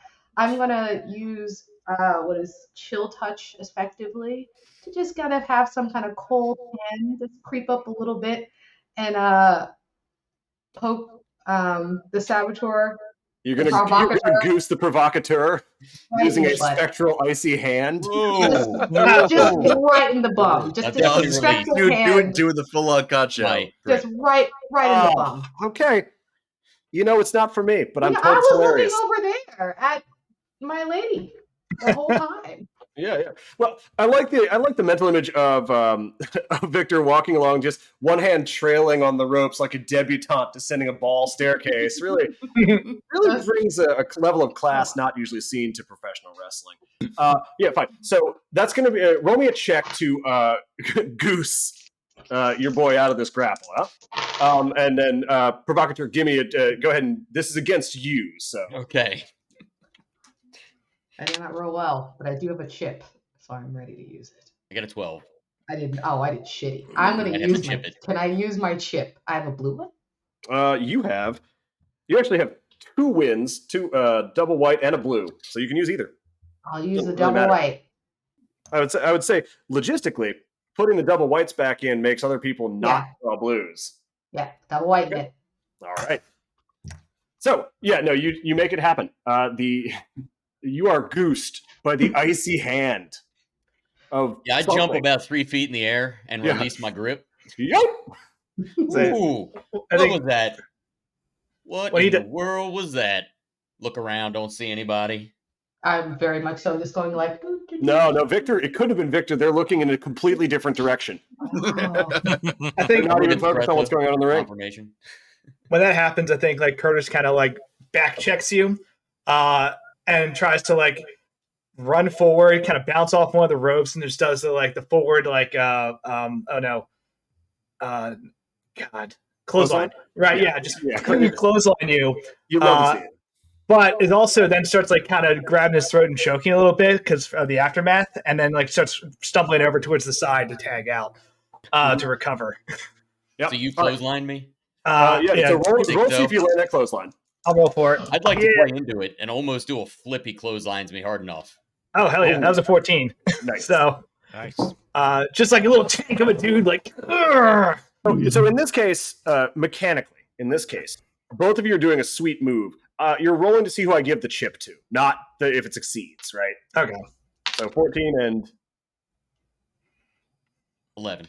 Okay, all right. So Curtis gets this one. Regular old success. Alrighty. Curtis, this brings you up to 1 blue, 1 white. So an instant chip out if you want to win something, and half of one with that white. Dope.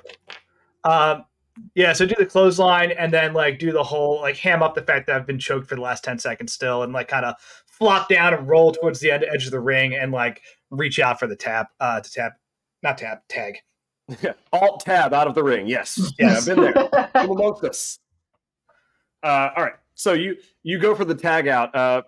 One hopes that the vampire's paying attention. I kind of am still looking at my lady friend, just hamming it up a little bit. If the crowd is acknowledging what's happening, maybe I'll be there's a very greasy hand trying to get your attention. Yeah. So I would like to do an aerial effect for this tag, if that's okay. Oh, sure. If I'm talking to my lady friend, I'm going to turn around and just start booking it towards Curtis's hand. As I slap Curtis's hand, I want to dive through the middle rope. Ooh, excellent. You have to have so much goddamn core strength to go through the middle rope. It's upsetting to see. Yep. I don't know if there's Curtis gets the tag and just kind of rolls out and recovers on the ground for a few seconds. No one ever leaves the ring with dignity for a tag. It's just not done. Doesn't feel right. Yeah, no, I won't need a check for this one. You just dive through the ropes and land standing or roll up to your feet, what have you. As Victor's diving through, and when Victor comes up, I'd like to basically do one of a big boisterous pointing and kind of for the crowd as much as against Victor, and as I point, I just flick my hand at him. I've seen more threatening rats than you, and not the giant variety. And a piece of the oil will fly off my hand from having choke held Curtis and fly at Victor. Slaps me in the face. Yeah, rub it in. You lube up that vampire. You do it. It happens. I wish I could make you roll to stop it, but I am but a humble purveyor of this story, and I'm trying to wipe some of the oil out of my eyes as all this is happening. Can I use that opportunity to try to throw her at towards the ropes? Absolutely. If you've distracted them, why wouldn't you? All right. Well, I'll run up and grab Victor as he's trying to remove the oil from his eyes, and I chuck him towards the rope that Thress is at. Towards your Are you trying to set up a dubiously legal tag team assist here? Are you going to come into my wrestling story and tell me that you would make it so that your partner outside of the ring assists you, the active participant, in a way that the announcer couldn't possibly notice because they're still trying to wrestle a sledgehammer away from two teenagers? That's what I'm saying. Do we roll for that? Okay. Or are we just kind of As your adventure guide, I love it. As the announcer, I didn't see it. So go ahead and roll me a check to try and cheat. Oh, yeah. Hell yeah. 11. And Victor, you're 7. being assaulted. What'd you get? 7. No dice. Yeah, so you get the success chip there. Provocateur. You get another white chip. Red dice for today. You have 3 white chips and a reversal chip currently. Ooh, rolling in chips. You're sitting on a stockpile of guaranteed successes. How do you imagine this happening? You've set her up, right? You've whipped this wrestler. I'm sorry, you set him up. You've whipped him towards your waiting partner who has been just skulking like a crocodile, head just above the ring level. I think I'd run, follow, assuming Thressa would do the right thing, the wrong right. You get the idea here. in this Tressa's a situation. consummate professional and knows immediately that you want to cheat. Yes. And I'm gonna play for it whether Thressa does it or not.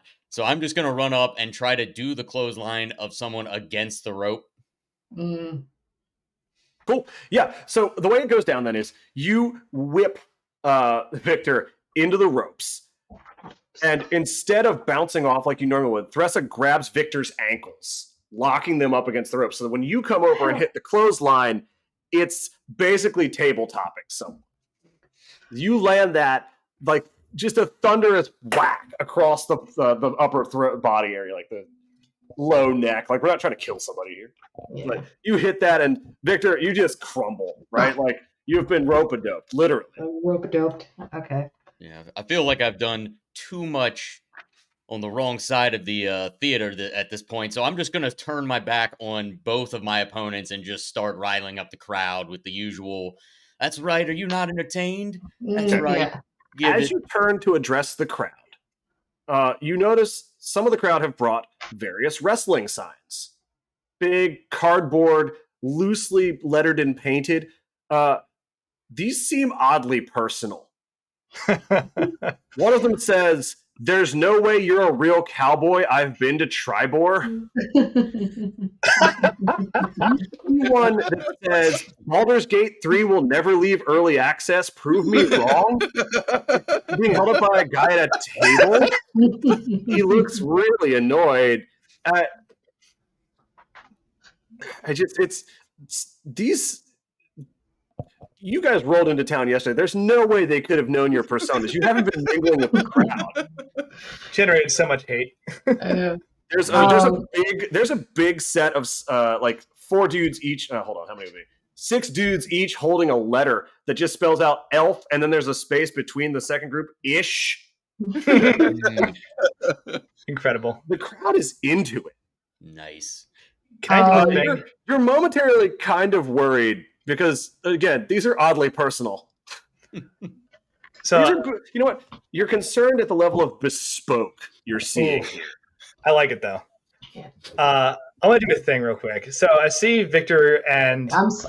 I got rope-a-doped. I'm slow. You are prone, which grants advantage to melee attackers. Yep.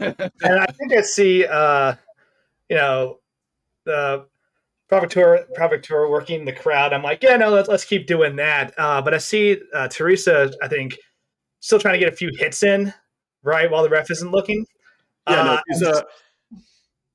what I want to do is, like, now that I've recovered enough, is just kind of bull rush Teresa, pick her up, and I got to do it. I got to put her through the announcer table. As I just, like, defend my partner and just, like, grab her before it gets crazy. Just because the announcer didn't see it doesn't mean she didn't cheat. So you grab this lizard woman and roll me a check to just shoulder drop her through an announcer's table. Hell yeah. That is a 3, but I would like to just succeed. Because I feel like this is very Yeah. That's a good time to use some of those chips you've been building up. Yeah. So you I have think a triumph that you could burn. That's the only one you're allowed to. I'd like to basically have it so that I kind of bull rush her. I think she initially ducks me, and I catch her on the back end, grab her, and do just like a little suplex. Yeah, exactly. Kind of seismic toss into the table with the momentum. It's the classic rear. It's the classic rear clutch. You go for the grab and miss, but wrap around behind them into a suplex. Yeah, and then just super standard stuff. You see it in the Japanese leagues all the time. They love this move. You drop her straight through the middle of the announcer's table, and it's the by God, they've broken the table. The announcer's still in the ring, but he can't not comment on it. That's where I sit, man. If I didn't have to be the ref, I'd be down there. That could have been me. I could be that table, broken in half. And then just duke it out with her down there for a minute. No, you two fall to regular old fisticuffs as the fight continues going grabbing on. the chair, smacking her with that. She's hitting me with the other part of the table. It's just getting stupid. Yeah, it's getting sloppy outside. So I would say we're getting to the part of the fight where we need to start figuring out how to close it down. Mm-hmm. Everyone's given and gotten a little bit. So back in the ring, we have a vampire and the Provocateur. So Both back on their feet, both a little winded. Both of them Both of them have had adversity, certainly.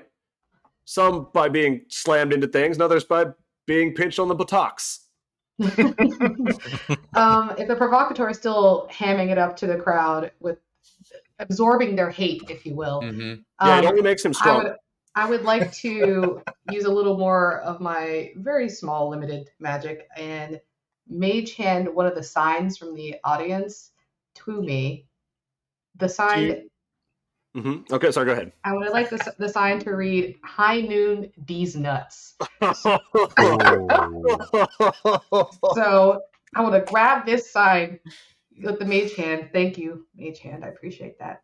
Yeah, you snatch this sign that has a green and black cattle skull on it.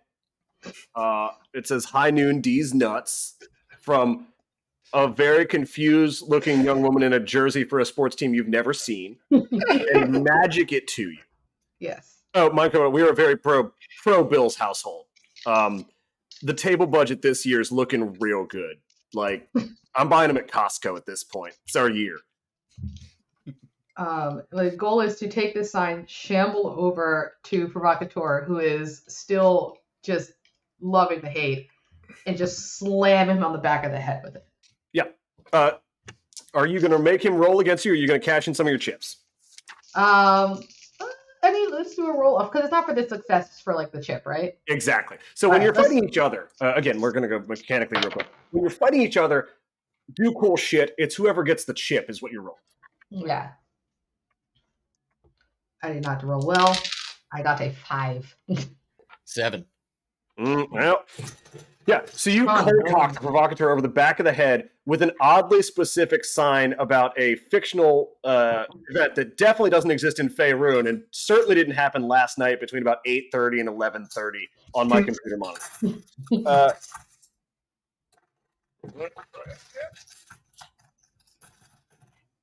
You get a white chip there, provocateur, for being a good sport about being hammered in the back with a sign.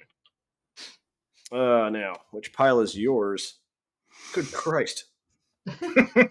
You have. I'd like to kind of ham it up further. Banked now for Victor, if possible. I'd like to just bounce off the rope and just basically tee myself up for whatever Victor has in store as I turn around. Yeah, the sign is shattered. You toss it into the crowd. They're like with everything else. Anything that leaves the ring is their property now. You're not getting it back. So you're now teed up, and both of you have actually now been physically assaulted. So you're against the ropes, provocateur. Little stumbly. I'd like to do the thing where you grab the person who's against the rope and you kind of fling them to the other side, and they kind of run over and bounce off of that side. And then as he's coming back, I just want to do like a little kick flip so that one leg just slams him in the chest. Okay. Yeah. Very acrobatic. Low, high.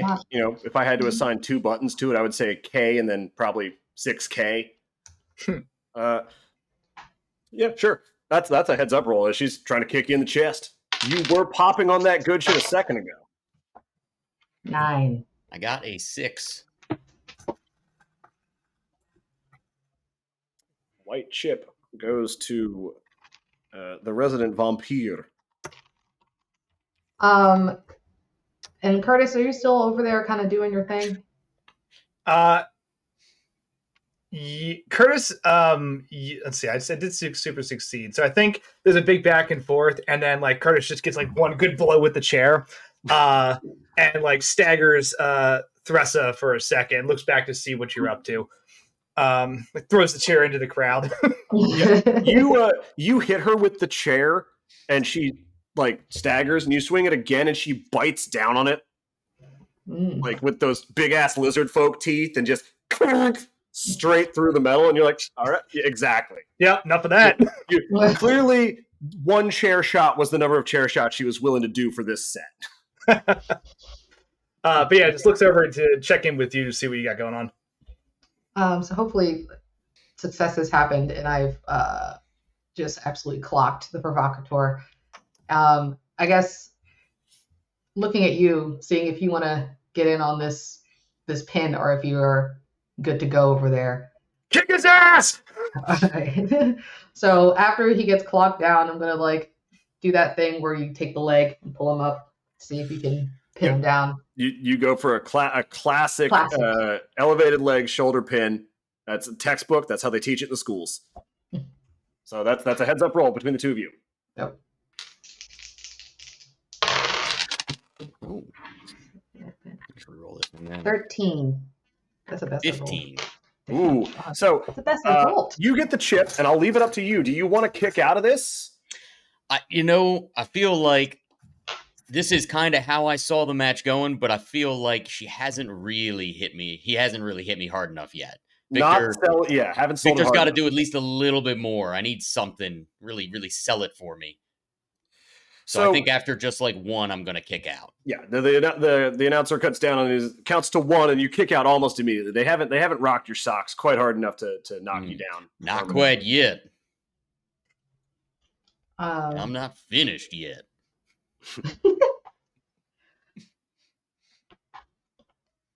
So at this point, I think what I'll do is I'll kind of start to head over towards Curtis. I'm feeling a little winded. See if I can get him to tag in for me. Okay. Yeah, Curtis will run over, tag in, kind of do the like under the low rope, roll in, and kick up. Very easy to slide on into the ring from the bottom level. You're just slip and slide. You're basically a 3M sheet away from being a children's attraction. So you tag out. You don't need to check to tag in or out. That's fine. You're professionals. All right, so you're back in. You're fresh. This devil man who has insulted everything and everyone nearby is standing in front of you. From the back rows, because no one ever yells from the front rows, you hear, "Kick his ass!" One of the senior center guys has gotten his hands on a bullhorn.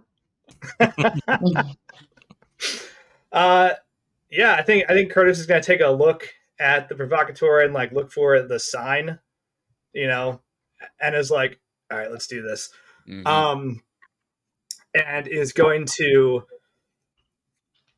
kind of run in with like a quick flurry of blows, almost attempt, like, just like a bunch of like just hooks and hooks and hooks, kind of like knocking him around a bit, and then push him back into the ropes, jump up, and do like the 2-foot kick to the chest. And then as he goes down, try to like turn that into the pin. A truck kick into an armbar pin. Is it a... Right, just to explode out and go nuts. I'm pretty sure in my dreams when I attempt to do that, I get winded and fail. But this is not a dream. In fact, tabletop games. So go for it. As a 9. All right. That's reversed. Oh. That's why it's all fucking me up. I'm like, what? 7. 7. No, that's... All right, so the chip... Blue chip this time. Oh, heck. Okay. Chip goes to Curtis, who now has exactly 1 blue chip, which is enough to pass something in the future. Hell yeah. And I think since this is like the finale, right? Really going to sell it into like not just an instant pin, but I think there's like an insane grapple as we're just going back and forth. And like there's a couple reversals that happen in there, and just finally use the baby oil to like just slide out and then finally get like a leg lock. And try to like twist it in for the final submission. Okay. Yeah. So. Yeah. So you exchange this series of grapples here. Like the pin doesn't work. He kicks out. And then you kick out. Then he kicks out. And eventually you finally get your hands on his foot and like put the twist on, like put all that torque right on the knee joint. It would really super hurt if you did this to a person. Do not do this to a person. That kind of thing. Just all that right on the cartilage. Like if someone took a driver and just hit a golf ball square into your leg right at the knee, like point blank range, just hauled off and did it, just clocked you like that. It's not like a ton of a picture. The point of it is that both of you in this sweaty, slippery, oily man grab zone realize it's probably time to send it home. You got 1 match left. And so you give him the nod, and the provocateur looks up at the announcer and just finally taps out. Mm-hmm. And Curtis stands up, and the crowd right is before Curtis booing stands up. pretty heavily, but it feels like most of them are booing the provocateur. You're pretty sure that maybe they don't like you, but they hate him more. Right before Curtis stands up, he's just gonna say under his breath, like, "Hey man, you good?" It's just as we planned. Hell yeah! Get up and stay down. Immediately back into the hard sell. And I just roll off the stage. I don't even get up. Your winner. Victor, get up! Actually, no, I'm gonna get up there, get on top Victor of the gets back in. post. Like, Your winner tonight is the team who forgot to tell me their tag team name. So the ones without the tails, you take it. yeah. Yeah, we call ourselves the winners because we won.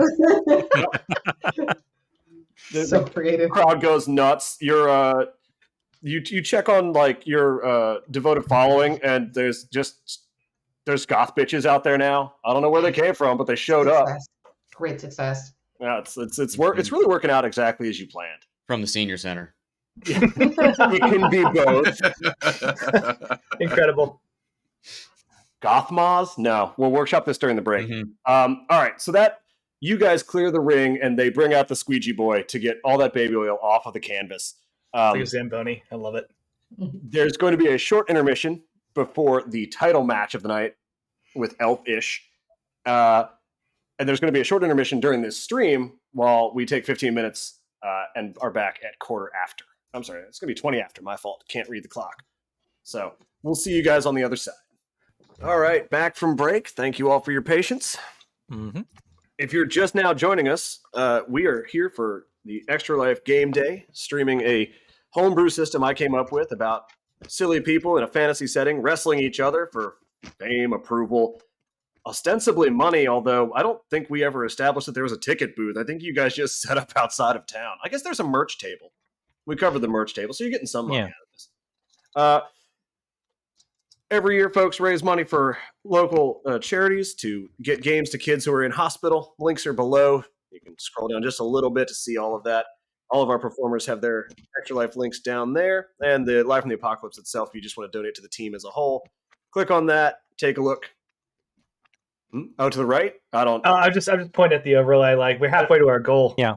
I'm trying to follow it without moving my head, but I promise you this is just gamer water and not alcohol. It's not G Fuel? What? It is, am I allowed to say sponsors who didn't sponsor us? Sure. I'd like to thank the fine people at Gamer Sups for making a powder called, Avocado Gamer Farts? That sounded disgusting. What about it? And fair play. It's not nearly as bad as it sounded. Yeah. Now we have an entire bit low on, bar, but yeah. an entire bit on Veil Breakers where for like 2 sessions straight we just named every insane Kit Kat flavor trying to get sponsored. So it was very fun. That would be a great sponsor. Yeah, we haven't heard back from them yet, but we got some good stuff in the works. I would get a tattoo on my right arm that's of the left Twix if they wanted to sponsor me. Like that would really screw people. Oh shit! Hell yeah! Another donation in. Oh yeah. I mean, the provocateur strikes again. Yes. Fascinating. That's right. Hate me. Yeah, boom! Your donation sucked. I'm not at liberty to tell you what the provocateur has paid me to do to you. But you should know that he has several aces up his sleeve. No. What is this, poker? We're playing wrestling. You could. Although there are chips involved. Yeah. You could can probably see play a two guy things. named Royal Flush who was card themed. It's not hard. Oh. Wrestling's great. You can like make up Gambit. any kind of bullshit. I once watched a match between a guy whose entire theme was I sell ice cream out of a van versus a guy whose entire theme was I have a vape in every pocket. I'm the weed man. Like, I love it. wrestling is limited only by your imagination. I love it. Anyway, welcome back, everybody. Wrestling aficionados and people who just want to see some weird shit. We finished 2 matches between our stars so far. Curtis Earthquake Foley and Victor Von Helicard just finished a tag match and emerged triumphant over the Provocateur and his erstwhile lizard folk accomplice, La Concha. And previously, the Iron Lung literally crushed Booze, the half-orc, into submission. It turns out that, 6.5 feet of half orc is no match for 7.5 feet of iron golem. It's, but we had to run those tests. We had to be sure. Coming up now is our headliner match of the night. We're going to see Elvish Priestley defending the title belt. This match is for the Sword Coast High Road Undisputed Championship. So we pan back into the back behind the scenes tent. You guys most of you are going through your post-match cool-down. You don't want to pull any muscles because you got another show tomorrow night. Wrestling is a fast-paced entertainment sport contact industry. Make sure the joints are iced or heated. I don't know what the proper physio is these days, and they keep flipping on me every 5 years or so. With iron, it's heat. That's fair. The Iron Golem is probably using heat. Everyone else, ice it or heat it, whichever, or both. Icy hot. Whatever YouTube tells you to do. Right. The guy in his car recording himself as he drives. Listen to him. He's probably got it. I think Curtis grabs like 4 beers. Looks over at the iron lung for a second. 2 per hand. Is about to grab a 5th one, and then is not sure, so just sticks with the 4. Comes back over, and it's just like, good match, everyone. Good match, everyone. Cheers. Yeah. Do robots dream of IPA? Great. There was love. There was hate. And then there was love again. Oh, you're working the shit out of that crowd. They hate you so much. It's fucking great. You can still hear booing. There's no one on stage currently, but the crowd is booing an empty ring. And I think they sold out of the shirts with your name on it with the circle and the red the little line through it. It's beautiful. So Elvish, you ready to rock? Oh yeah. You want a beer before you get on, or you want me to keep one cold for you? I'll keep it in the fridge for now. On it. That's the most restraint Elvish has ever shown. Oh no, I would never drink before a show, said Elvish. All right, so you get the sign from your long-suffering, super angry, shrill boss, Throgmuck Goreslap, the halfling, that the title match is about to start. Elvish, your intro music starts to play. And you make your way to the ring. Can you describe for me your kind of what's your approach, right? You've already won over the senior seating section. Mm-hmm.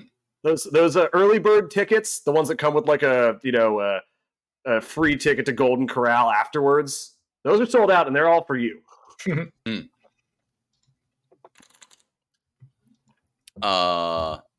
I think gotta have a little less conversation, a little more bonus action. Plays from the box, and Elvish comes out hoisting the belt over his head. A tall Elvish figure with. I'm just gonna bite down. Keep them coming. I can do more puns. Keep going. I may be a face, but your booze only give me power. But with platinum white hair slicked back in a pompadour, pointed ears, in a white a sequin covered white bodysuit. And just kind of struts up to the ring. And does a little slide under the ropes. Oh, yep. That's it, and the crowd's loving it. For the first time tonight, well, since the opening match, there's more yays and boos. The crowd is a little off kilter themselves. They've come to love to hate so much that it's a weird gear shift, right? But you're led by the caravans full of senior citizens. There's eventually a cheering. Ladies and gentlemen, defending the belt tonight, Elvish Priestley. This match will be to one fall for the Sword Coast High Road Undisputed Championship and his opponent. And the announcer says, his opponent tonight will be, and there's a,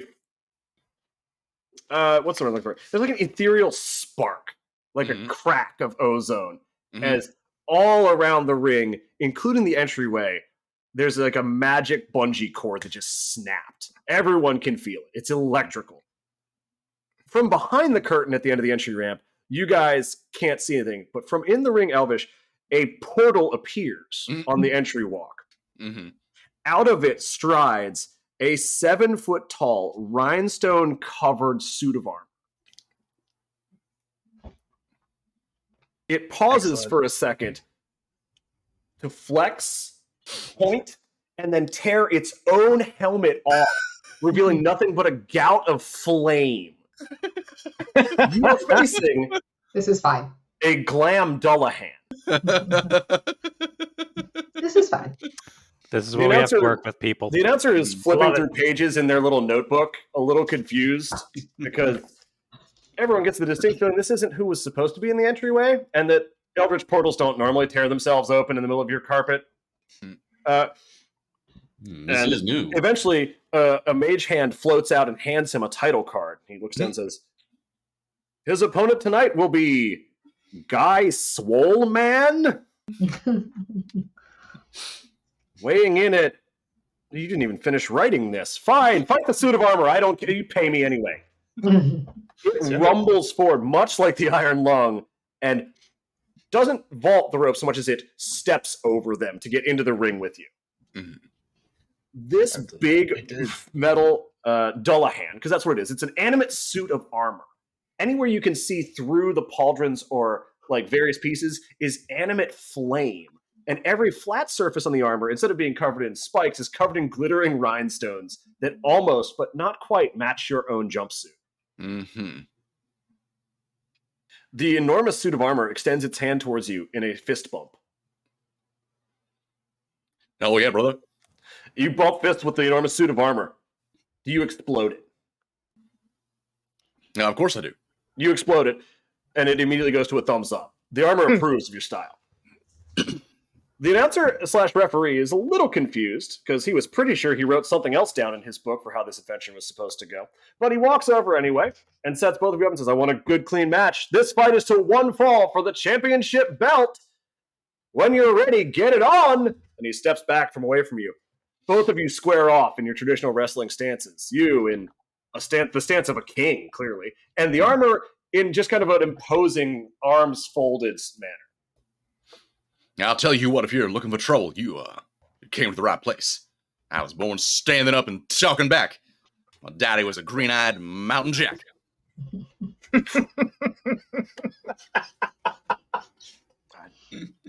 See, I would have just pulled out an enormous can opener, but I think it might be weak to rhymes. So you dress him down. You do the pre-fight banter, right? Because this guy didn't get any kind of intro, so you're trying to give him some space to work once he's in the ring. Sure, give me a check. Go ahead and roll those dice. Right. That is a 13. Excellent. It beats a 12. I swear, there are other I colors know, in this bowl. it's nothing. It's going to be nothing but reversals for the rest of this match. Finale's gonna get crazy. I'm thinking of a number between 1 and 2, which is how many non-reversal chips are left in that bowl. Oh wow. So you get another white chip. You have one white chip now in addition to your blue, so it's banked for a bit.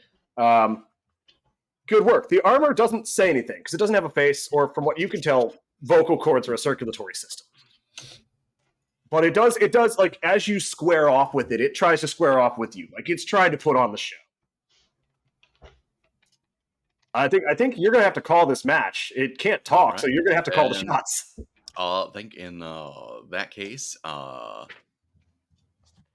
Elvish is going to get a running start and is gonna sort of side drop kick the guy Swolman right in the breastplate. Guy Swolman, a normal human name for a normal human wrestler. Guy Swolman. Yep. Yeah, you all right? That's another check to drop kick an enormous animate suit of armor. Yep. Cool. Man, I'm rolling super hot today. That is a 15. 15 beats a 10. Yeah. Do you have how you want it to end up, or you need me to do it? Oh, you can do it. All right. You land that side kick. A classic, very easy wrestling move. Try it at home on your friends or family. Don't do that. We can't afford the lawsuits. You run at him.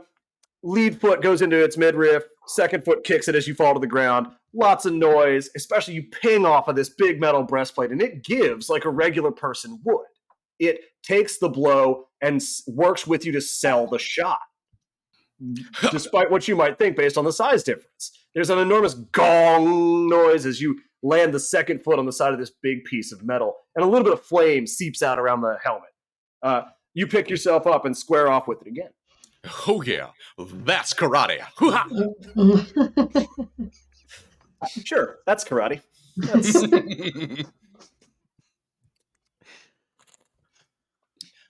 Yeah, give me one more spot, and then we'll and then I've got something lined up for you. Right. Then in that case, is going to be trying to follow that up with what is its position at this point? Currently, prone? it is, I would say, worked into a corner. Worked into a corner. Yeah, you hit it with a kick from the middle of the ring that would push him towards the corner of the ropes. Actually, your choice. I'm gonna say push him towards push him towards the corner, and then I am going to gonna try to run up and give him the old return to sender. Address unknown. Mm-hmm. And gonna give him an Irish whip into the turnbuckle. Nice. Face first into the turnbuckle? Yep. Good stuff. Yeah, probably. That is an 11. You do beat him because he rolled extremely poorly. What's it going to be? I swear to God. Oh my gosh. How does this keep happening? You now have 2 guaranteed successes, and we are out of not fucked up chips. I know, it's turning into Yeah.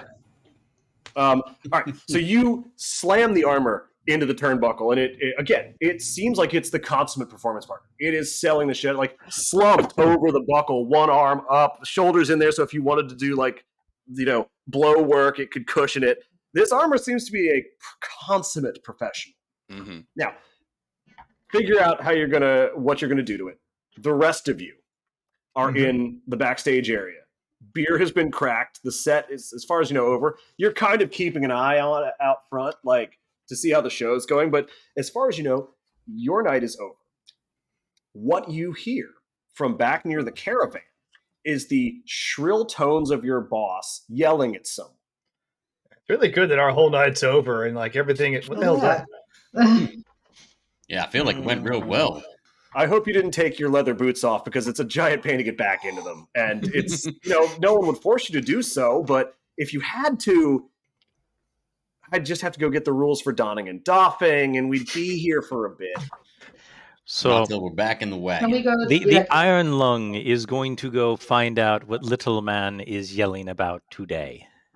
Okay. Yeah, I think of course will follow you out. He's wearing a little golden bathrobe at this point. That's nice. It's terry cloth. Yeah, it's got the earthquake on the back of it. Yeah, let's go see what this is about. Yeah, I would In also. my mind, it says the earthquake, and it clearly has a picture of a tornado. 100%. 100%. There's a house and a cow in it. It's very confusing. This is overtime at this point. So, without any kind of coercion from your announcer, you guys pack up and go check out what's going on. And as you get close to the cart, you hear the dulcet tones of Throgmuck Goreslap, your halfling boss, and a much deeper baritone. And what Throgmuck is saying as you walk up is, "What do you mean? It's already happening. I told you I'll pay you when we're done. You're the lighting guy. I don't have your money ahead of time. You knew what this was." And the other voice says, "No, you misunderstand. What has been started tonight cannot be unbegun. Stopped. It can't be stopped, is what I'm trying to tell you." Hey man, we all get paid at the end of the gig, so You poke your head around the corner. You're all to getting see who paid. he's arguing with. And standing opposite your Gottfried-esque boss is a hooded, cloaked figure who is roughly the same exact height and build. You can't see their face, which is odd because you're much taller than them and should be able to see into the cloak to see what's going on in there. And you can't see their hands because the cloak is a little bit too long to see kind of what appendages they're working with. The figure looks up and says, "No, I don't, but Earthquake, no, you can't stop this either. I'm telling you, it's just stopped. It's on not beginning. I'm gonna look at him cloaked and think he's like one of my followers or something, and I'm gonna just walk over and be like, like, calm down. We're all part of the same coven here. So, what's going on here? What can't be undone? You're not even part of a coven. I am the coven. What are you talking about? That's incredibly rude to say. You don't. Yes, you do not insult our coworker. You don't know. This is bad for your health. No. I'm not getting railroaded here. No, Throg, you get your beefcake to back off. You're not going to scare me out of this. I told you it's happening. It's definitely happening, and you can't stop it. What if it didn't happen? You don't even know what it is. All of you just got here. All right, Slap. I'm beginning to suspect that Throgbook doesn't know what's going on either. Right?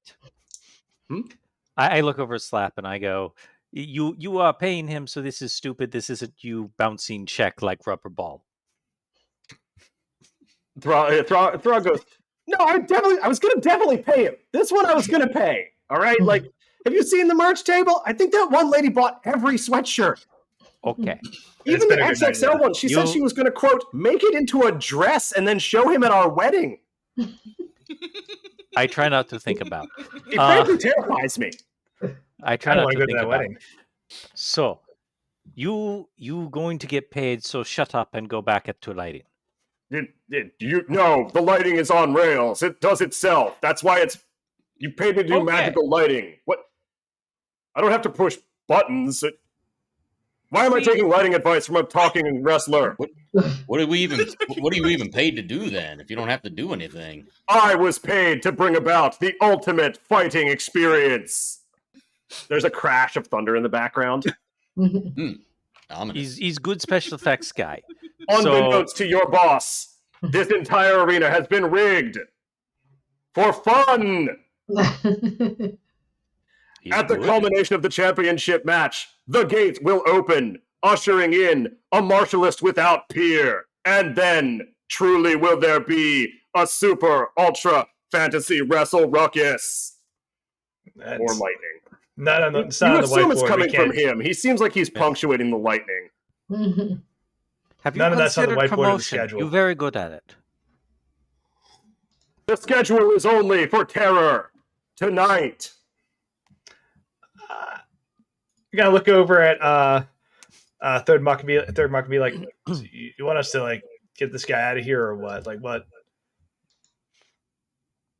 You got this. Throg looks at me and says, I'm still gonna pay him. Like, I don't know what this is all about. He said he had dire tidings for me. Okay. sounds I a thought bit dire mad. tidings was like his personal wrestler idea. I didn't know it was gonna get weird. You have seen our usual show, right? I have seen none of your work, but you will be witness to mine. More lightning. So I guess we can see the stage, right, from where You we're can standing. yes, if from where you're standing, you could see the stage where the match is still going on. Elvish and the enormous Dullahan rhinestone armor are still like putting on a hell of a show. Really, the crowd is cheering in between. They don't seem to have noticed the lightning. Like they're into it. It's all part of the show. I'm gonna point towards the Dullahan and be like, "Is this your work?" What? No, I'm pretty sure your boss hired that guy. So what do you do? What? I provide mystical lighting and also summon martial champions from other realms. So you didn't summon that guy. Does that thing look like it's from another realm? It's just a Dullahan. There's like 4 of those. In this county. I saw one when we stopped to get hay for the horses on the way here. He was working at the filling station. They're not that rare. So who's your guy? My guy will be summoned when the hour is right. This fight, we don't have much time left in this When the show. championship is decided, then the Wrestle Wruckus begins. Just look at the boss and go, that sounds like overtime. Yeah. We're We're going to have to get paid for that. Yeah. Frog was like, I still don't know what this guy's talking about. But yeah, if you're here more than 8 hours, of course I pay you overtime. What? Oh, then That's never in sign us up, I contention. The think. union is very clear on these rules.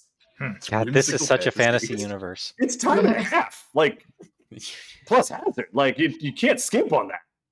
Ooh, you never told me about hazard. That's not in my contract. You should read your contract. I promise you it is. Oh, well, great. They made me put it in after Boozer bounced off too many times. You haven't seen Booze in a while. That's smart. I go check on Booze. You can't find Booze. Oh.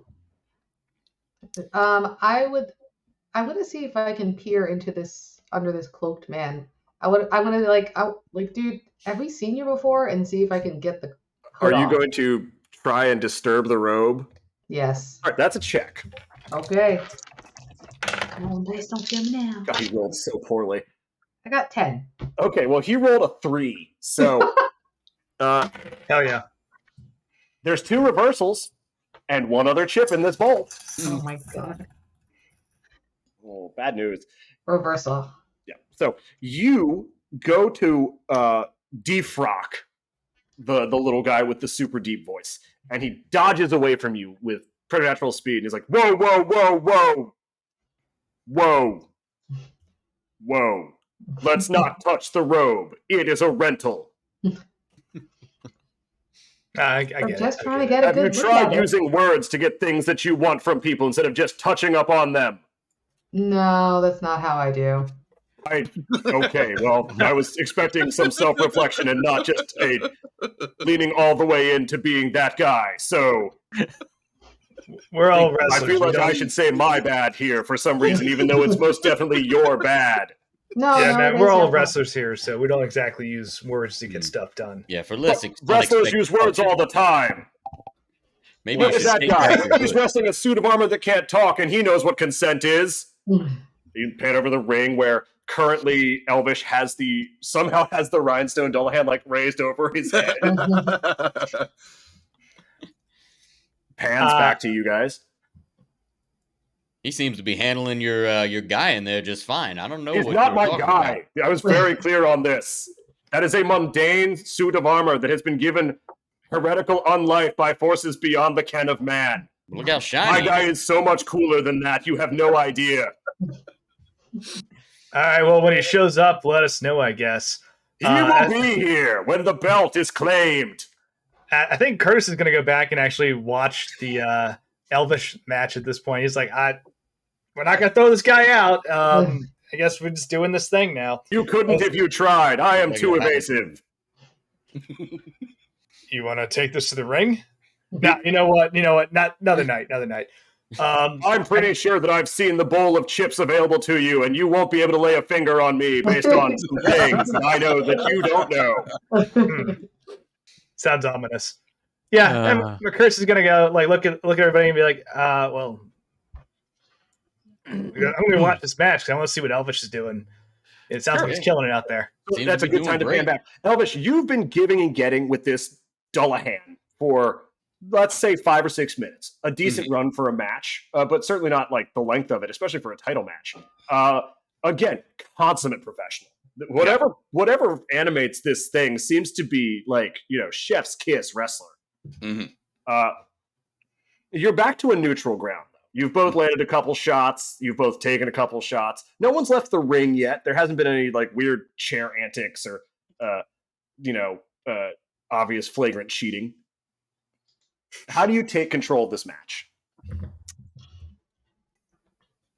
Think that you better know. Well, I can stand, well, I can talk, well, I can dream, well, I can walk. I'll never give up.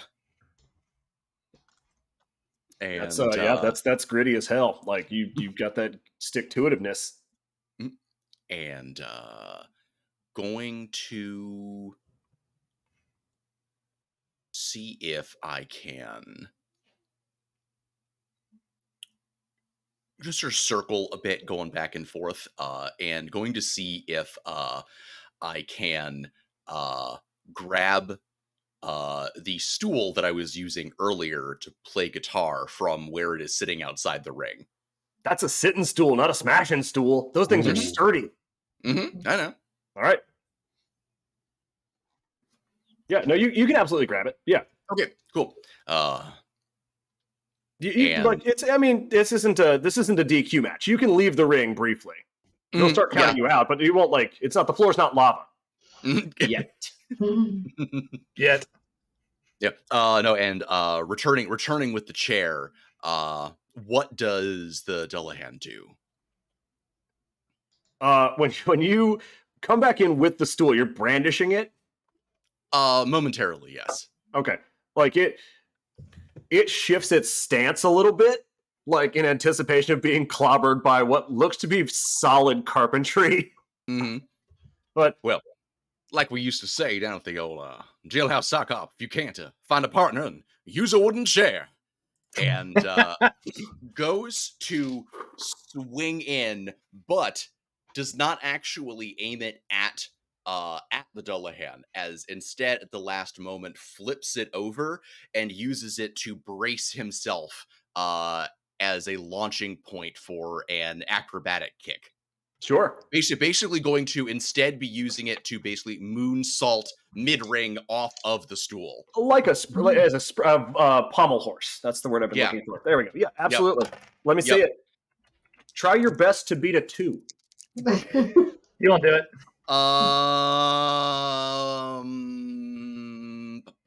You literally can't fail. Meeting beats. That's right. Okay, I also got it too. Yeah. Oh damn. So you're fortunate in that the mechanics don't allow for ties because I'm lazy. But we all know what chips are left here. Yeah, we do.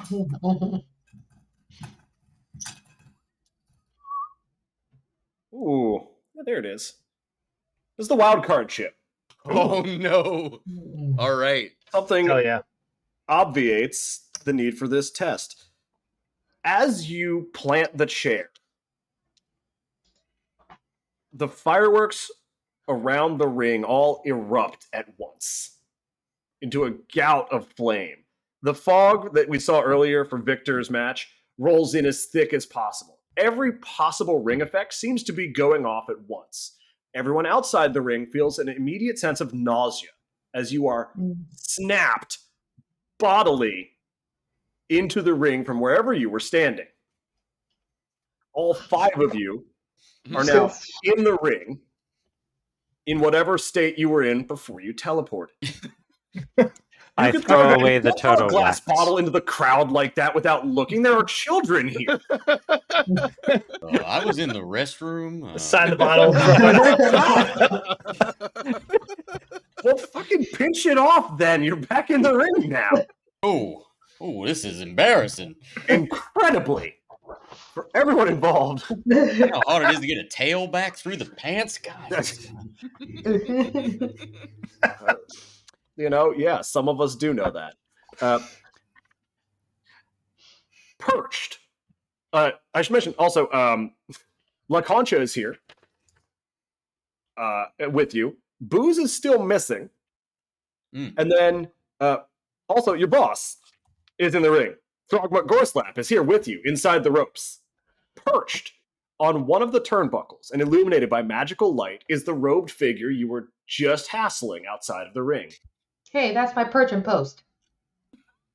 Yeah, it's not cool to steal people's moves. I didn't see your name on it, but now's not the time for that. I have a villainous monologue. We've got to keep this to a tight 40. Come on, be a professional, like for once. No. Ripping back the hood reveals the face of your boss, Throgmut Gorslap? What? Huh? Then who are you? As soon as he sees it, the world Throgmut goes, "Oh, come on! That's right, brother. It is I, Throgmut Gorslap. You thought that your Sword Coast Wrestling Association was the only game in town, but I have studied for years to bring the pinnacle of martial domination here, to finally claim the belt from you, and with it, father's love." As he says this, the portal that summoned the Dullahan, who is now missing, rips open again, and through it walks a 6'2" human man. He is covered in streamers. and it bedecked in face paint. And you hear him growl, "Who has summoned the ultimate warrior? Oh, hot damn.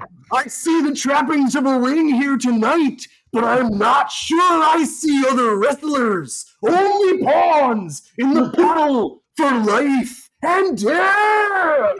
This dude is coked out of his mind. He is jacked up, and you are concerned for your and everyone else's immediate safety.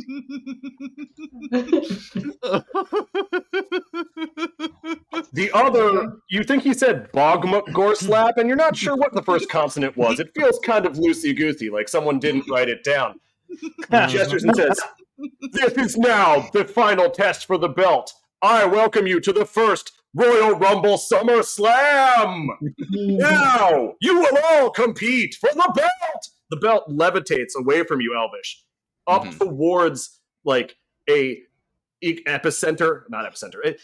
azimuth at the top of the ring, as if it were suspended, possibly by ropes, above the ring itself. You are now all involved in a Royal Rumble. The rules of the Royal Rumble are simple. When you enter the ring, you begin competing, the last man standing walks out with the belt. If you are pinned, if you tap out, or if you are thrown over the ropes and touch the outside of the arena, you are eliminated from the Royal Rumble. We will start with 2 of you at random, and then every 2 rounds thereafter, another random wrestler will be forced to enter the melee. There are no other rules. Alliances will be shattered. Friendships will be tested. One of you will probably walk away with the belt just based on the number of NPCs versus players. The Ultimate Warrior is, in fact, here in the building tonight. Hell yeah. Does the floor outside the ring actually become lava? It does now, says Dogma Gorslap, as he snaps both of his fingers, raising them over his head. Oh, stop giving him ideas. Pour into the air, and everywhere that's not audience seating is now glowing liquid hot magma.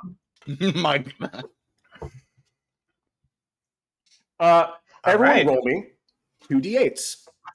The lowest 2 will begin. Ooh. 8. 6. 7. 5. 10. 4. No, 8. Sorry, I got 8. So I heard a 5. 6. And a 6. All right. So we're going to start with the other wrestlers. Oh, I didn't roll for the Ultimate Warrior. I got so caught up in the voice that I forgot to roll the Warrior. It's captivating, honestly. He rolls like a champion because he is. He has the heart and the blood and the dice of a champion. Anyway, 5 and 6 is going to be first. So that means, again, to your confusion, there's another ethereal pop. And now the only 2 people in the ring are Elvish and Victor. Both of you are more than a little confused. Yeah. But I think I've laid out the rules to the Royal Rumble pretty succinctly. This goes on until there's 1 person left in the ring. Okay. So it'll be like this rotational situation until... you have a distinct disadvantage being first in the ring. Because you are going to be here the longest. Oh, no. First on the railing is Nogma Gorslap. You 2, I didn't bother to get your names, and for that I apologize. My bad.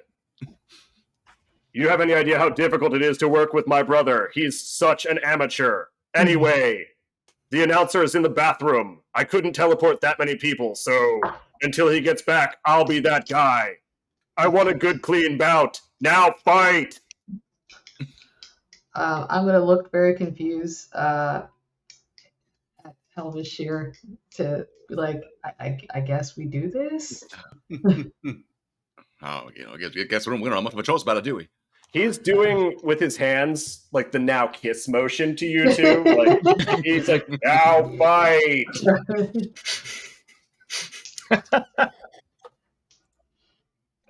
So I guess we get it started. I'm gonna to just see if I can land a couple of nice blows to get Elvish towards the post. Okay, that's a check.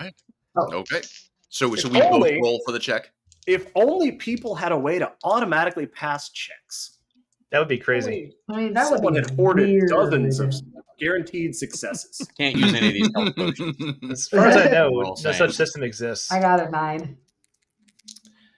And I got a Might use the 3. boss. So So you succeed, Victor. What do you do to Elvish? So I'm kind of wailing on him, trying to get him into the post as best as possible. I'm gonna give him one of the headbutts while he's against the post there, and see if I can get him dazed. You land a series of body and face blows, expertly positioning the erstwhile champ against one of the turnbuckles. Once he's dazed and stuff, I'm gonna just basically turn towards the crowd and be like, this since there's flame everywhere, but I guess they can still see us. You want more of this? Yeah, the crowd is bloodthirsty at this point. They're screaming. You hear one person somewhere, probably near the ring, yell, "Lovingly correct his face!" I'm gonna look at that one guy and be like, later. Woo! I'm going to go to the other end of the ring, diagonally across, and do a series of very unnecessary flips as I kind of somersault my way over, back and forth. I even go forward, then backward, then forward, then backward. Yeah. And then We don't have the rights to that. Don't do that song. A corkscrew kick into Elvish there while he's on the post. Okay. That See if sounds I make it. devastating. If I was keeping track of the damage that people take with an arbitrary number before they're eliminated, I would say that would do roughly half of what someone would need. Hypothetically speaking, if this was happening. I mean, you could roll for it. Yeah, you know what? Or you could roll against it. Or, nah. I think I have. No, I'll keep it. I'll see. I'm going to 14. Oh, heck. 9. So yeah. You. Oh, mama. Oh, my Viva Las Vegas nerd. I would give anything to see this wrestling match between a just vampire straight out of a modern day GQ, a incredibly clean cut vampire, and Elvis Presley. I see. I think I keep trying to picture Victor, and for some reason my mind keeps going to Prince. I'm getting something between Prince and Alucard. That's fantastic. That's Prince fantastic. and Alucard. That's where I'm placing The it. Prince with the frills and the purple. Right. Purple Love. Pain. Yeah. Yeah, there it Yes. is. That's There it the is. name of that Yeah. move right there. That's the name of that The move. purple Flips of the pain. corkscrew kick. The purple pain. That's you know what? It's all good. The theater of the mind. Anyway, yeah. So you're rocked heavily by this series of strikes and also by this kick. Even with the wrestling veneer, that's a big shot to have to sell. Now, the good news for you is that there's a pew, pew, pew, pew, pew, pew, pew, and I need everyone to roll as we see who gets pulled into the ring. That's a 7. 7. Sorry, 11. not the two people who are in the ring. Sorry. Victor, you're already here. Who's got the low ball? I 7. got 7. Okay, I hear I have 2 11. 7s. I'm going to roll for the other actors. Nope. Oh, buddy, they're so good at this. Oh, well, that's bad news for everyone involved. The teleportation magic goes off again. And Zogmuk from the post is like, "Oh, cool, finally, I've been waiting for my dude to show up." When the smoke clears, the ultimate warrior crouches before you in the ring. He takes a deep inhaling breath, scenting your fear. He looks up and he says, "I have been training to get even as massive as possible. I've had lawnmowers run over both of my nipples until nothing was left, and I only have my hate for you, who would stand between me and that belt up there." And he immediately charges at and attempts to shoulder spear Victor from behind. Jesus. I have a number in mind. I have a 9. Oh, he has a 10.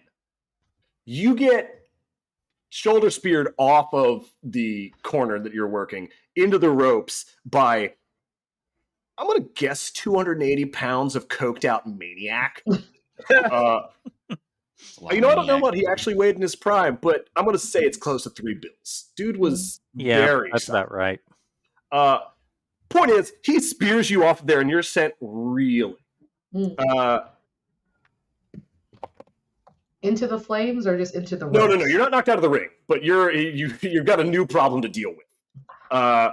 Elvish, you have a momentary reprieve. Yeah, I think is probably going to be mostly kind of putting his weight on the turnbuckle and the ropes just to kind of catch his breath and recover. Cool. All right. Yeah, you can go ahead and do that. We'll take that into accounting when it comes down to time to eliminate people. Victor, what's your counter to this assault? So I'm currently like dangling on the ropes. Yeah, you've been slid along the ropes. And this dude is manhandling you. Like, he is strong as hell and crazy as fuck. Oh, sweet Jesus. Okay. I'm going to... Because I can go on the outside and hang on to the ropes, right? As long as you don't touch the floor, you're not eliminated. Okay. So I'm going to go ahead and try and hop out, hang on to the ropes, and then swing myself back in. See if I can hit him in the... Sure. Like, at least kick him in the chest. 9 again. He rolled a 5 this time, so you land it.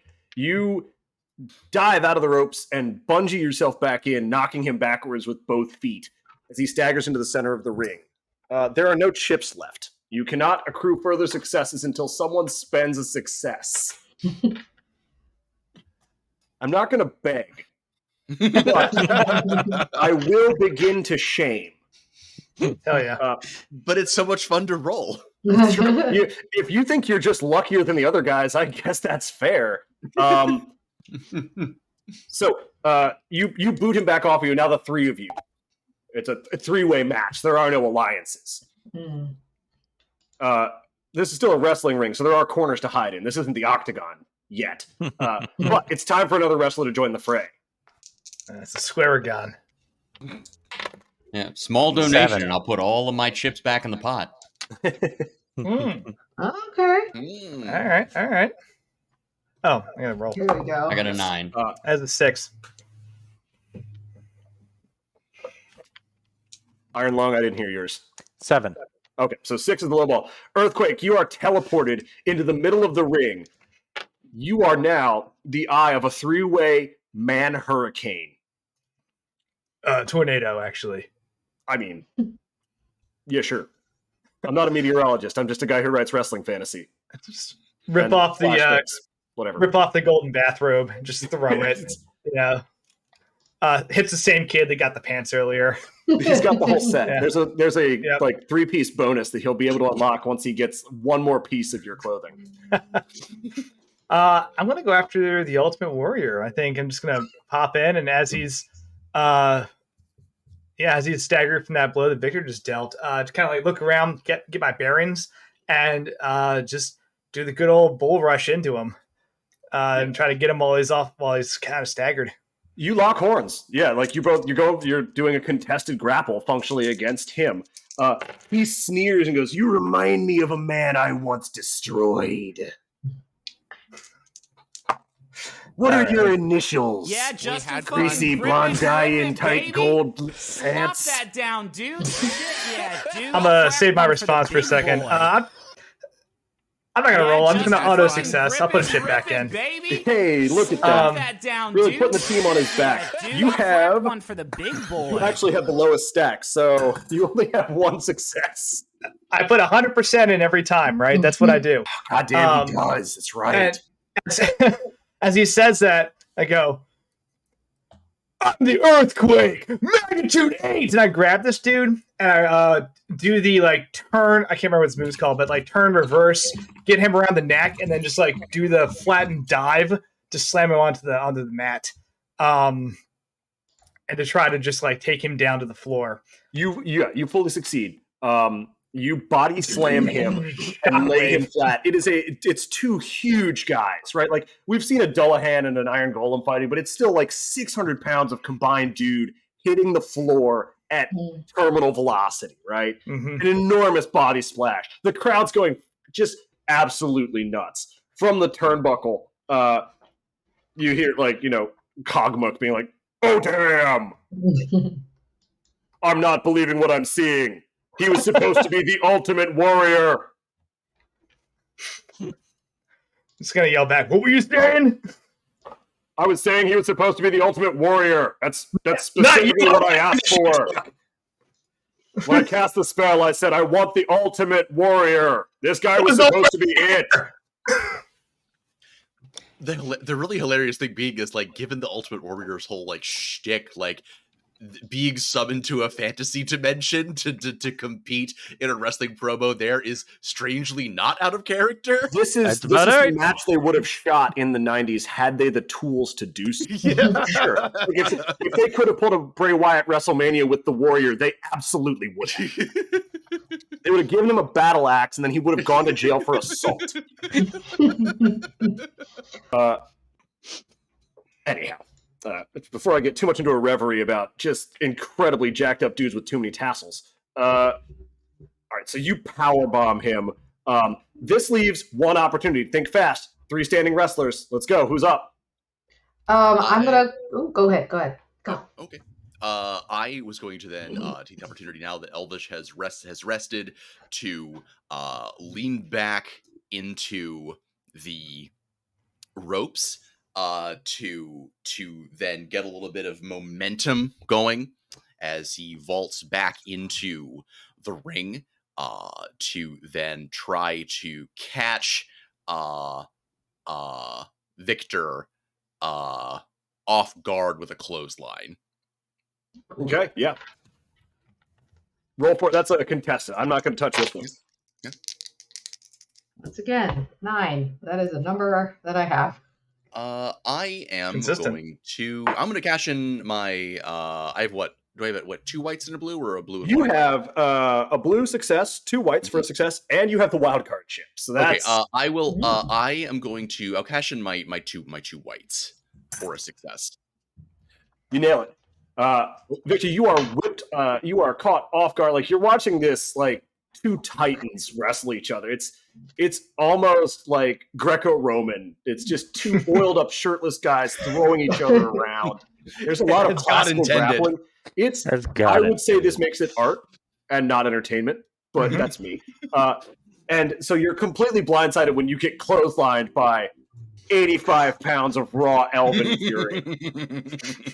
I'm gonna just hit that thing and actually ricochet back upward from the shock of being hit so hard. That's So a great I'm when just- you get just straight up to straight down to straight back up. Yeah. Up again. The core strength required is so crazy, but it's incredible to see. Dramatic. Oh yeah, no, I'm you pull off a great sell, but you are kind of shook here. You did just get.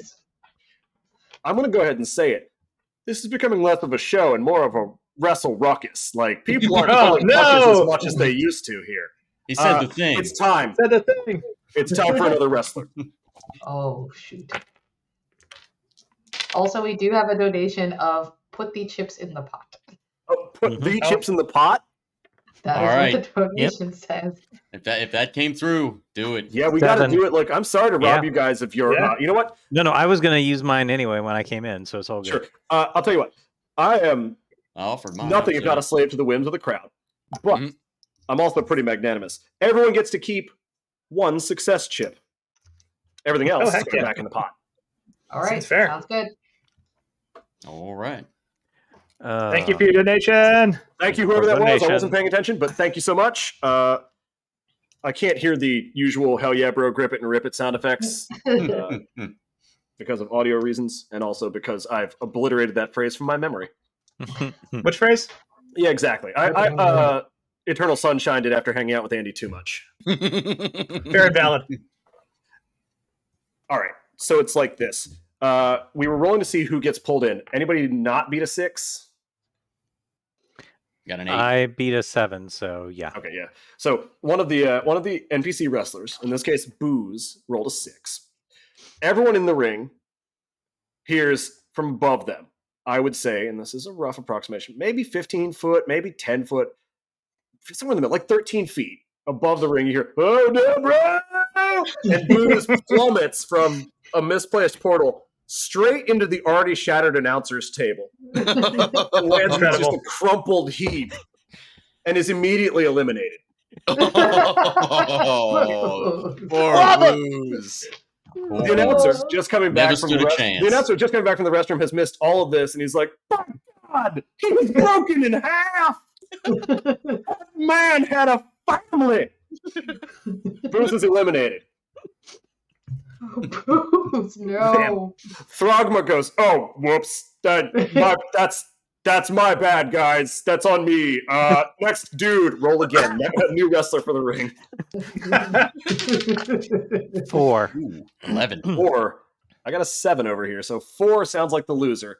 So that's Iron Lung. You're in.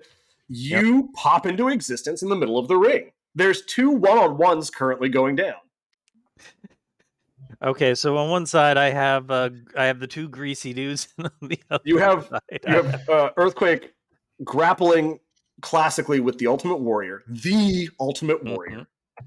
then you have a vampire on Elvis impersonator throwdown. Well, I am the heel, so there's only one way I can go. If I may, you're a heel. I'm a heel, yes. Still mostly one way I can go, which is I got an opportunity to try and do a scoop and slam on Elvish and Victor at the same time. You're going to pick them It's a shame. both up. Oh, Nice. Yeah, I'm going to Use the try and ball. Andre Giant this. Nice. The big That's a ass. huge dude. It's He's a so huge big. dude. So am I. It's almost giant. So as you know, before anyone realizes what's going on, I'm like, I am here. I knew this was coming. So I go and I literally try and scoop and slam them both and do the bounce off the tarmac. How are you funding this excursion? I would love to use chips, but I apparently don't have enough for a success. You have exactly 1 pile of chips. Oh, I left everybody with 1 pile. success. 1 success. Then I shall use 1 success because this is the defining moment. Which pile was yours? All right, there you go. All right. Back in the bin we go. You scoop both of them up in your enormous iron golem hands, and like a man-witch, just bounce them off of the canvas. I'm going to ask an uncomfortable question for Victor and Elvish. Mhm. Who's bottoming? Wait, are we collectively together? I thought it was Yeah. 2 hands up. Yeah, like, is this on the sandwich that's about to be made between your bodies and the canvas? Who is the cheese and who is the meat? The cheese obviously touching the bread directly in Let's this roll analogy. off. Let's roll off for yeah, bottoming. sounds good. That's the Sounds only good. egalitarian way to do it. Yes, Yep, fair enough. Right. That's 12. an 8. It's an 8 for me. So I guess I'm the meat in this situation. You are unlucky in wrestling today. You Yep. get bounced off the canvas, and Victor lands on top of you in the slam. Both of you go sprawling away in different directions. Just roll off. It's the Ultimate Warrior's turn. He's been very polite and hasn't said anything this whole time, so we're going to let him take a turn. Curtis, he's going to try and suplex you. Yep, seems He's trying fair. to get a grab. He's trying to get a grab onto the arms and just whip you over backwards onto your spine. It's a 9, 11. Never. Can I roll again? If you'd like to use your chips to not be suplexed, I have 0 chips. Let's do it. everyone had 1 chip left.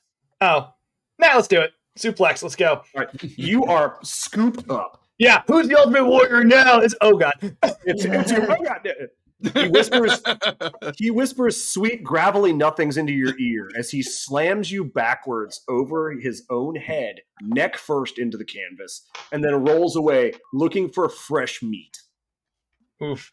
Yeah, I think I just hit and just lay there for a few seconds of like just nice and sprawled out, almost KO'd. Like Roll to reconsider your life choices. I will. No, that's a 14. Wrestling's still for me. Yeah, you are fully convinced that you've made the right series of decisions. Mm-hmm. Mm-hmm. The warrior rolls to his feet and snarls, trying to appraise who to fight next. Let's see. Body slammed. I think everyone's gotten pretty beat up here, so there's one action left before somebody else gets teleported into the ring. Who wants it? I'll take it. Provocateur, I see your eyes moving. You're in limbo currently. You exist outside of time and space. So if I would like to climb onto the top of the rope. I don't know who is. See if I can purvey the space.